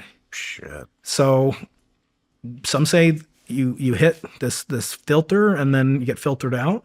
The question is, are we past the filter? We're not yet there. So there's a lot of explanations. Another one that I like is I take my kids to the San Diego Zoo. And when I take them there, there's a gorilla exhibit. And I love the gorillas, but it says on the sign, it says, don't knock on the glass. It really bothers them. It just makes them anxious. So don't do that. Of course, my kids do that, right? And then they get kicked out. But what if, you went, instead of the San Diego Zoo, we go to the wild animal park. Then you're really far away from the gorillas. You're not going to knock on the glass. You don't even need glass. You're really far away. You observe them at a distance. Maybe there are things lurking, observing us at a distance, but an interstellar species that has the ability to come here or to sense our activity and our presence, has advanced technology.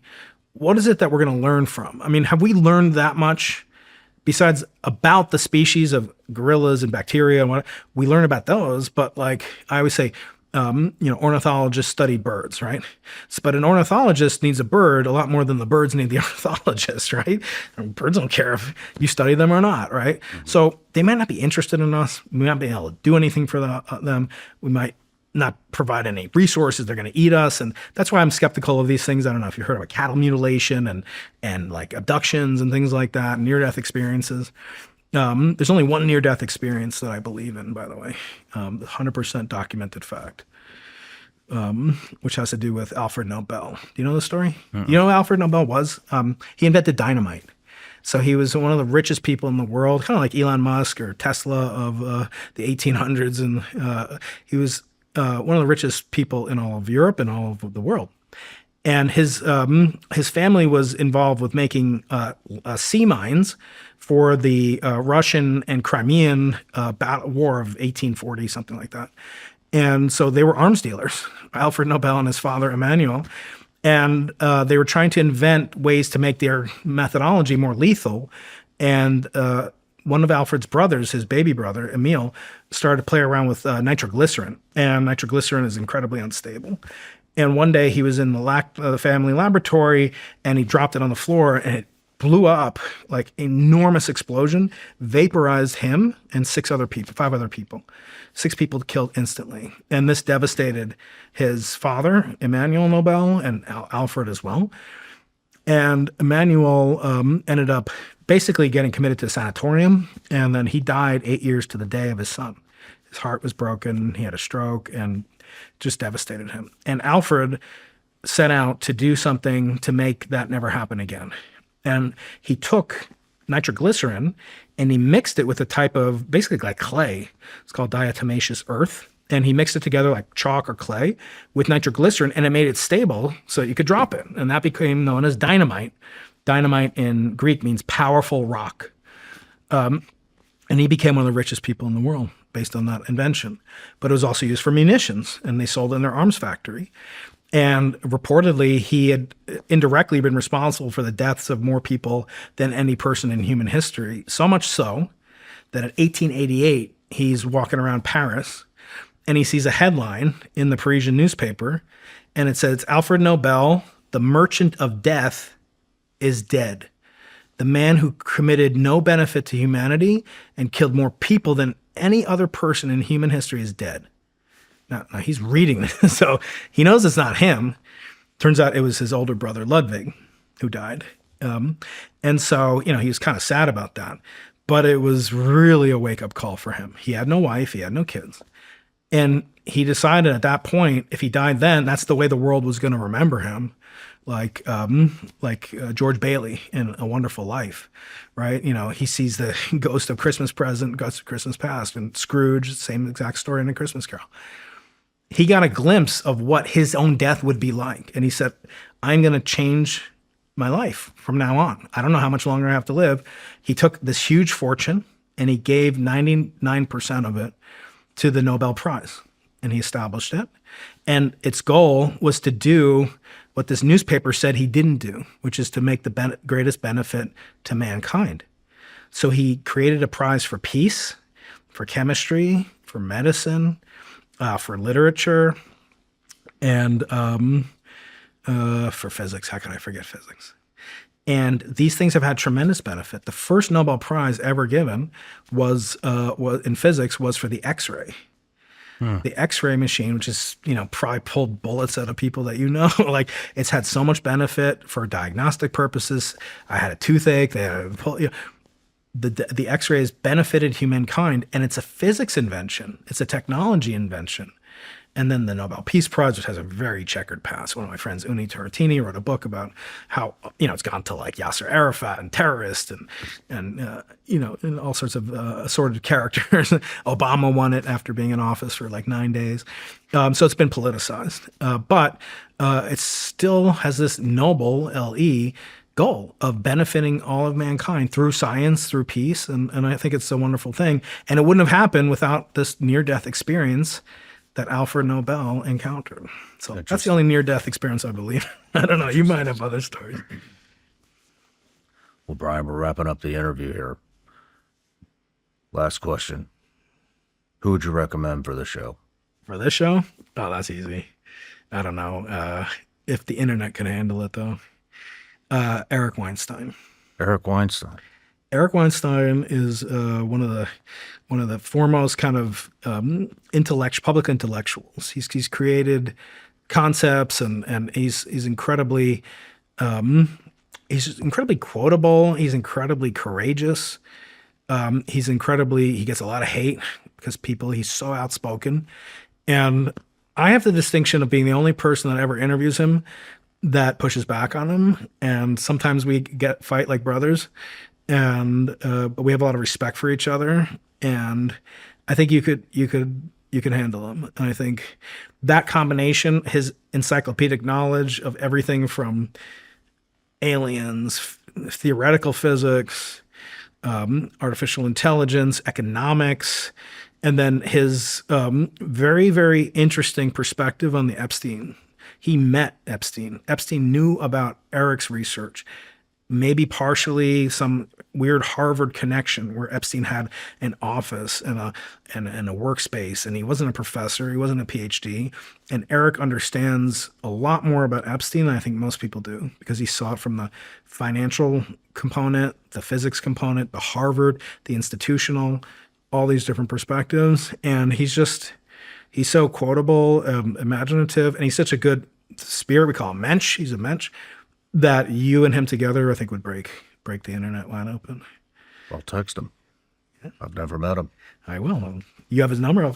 I do have his number. Get in touch with him. I think all right. He's the one, no question. Well, thank you, Brian. Fascinating conversation.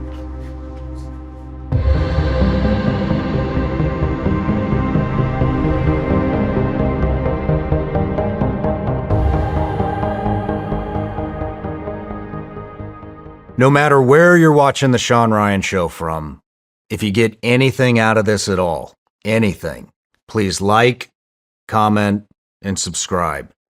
And most importantly, share this everywhere you possibly can. And if you're feeling extra generous, head to Apple Podcasts and Spotify and leave us a review.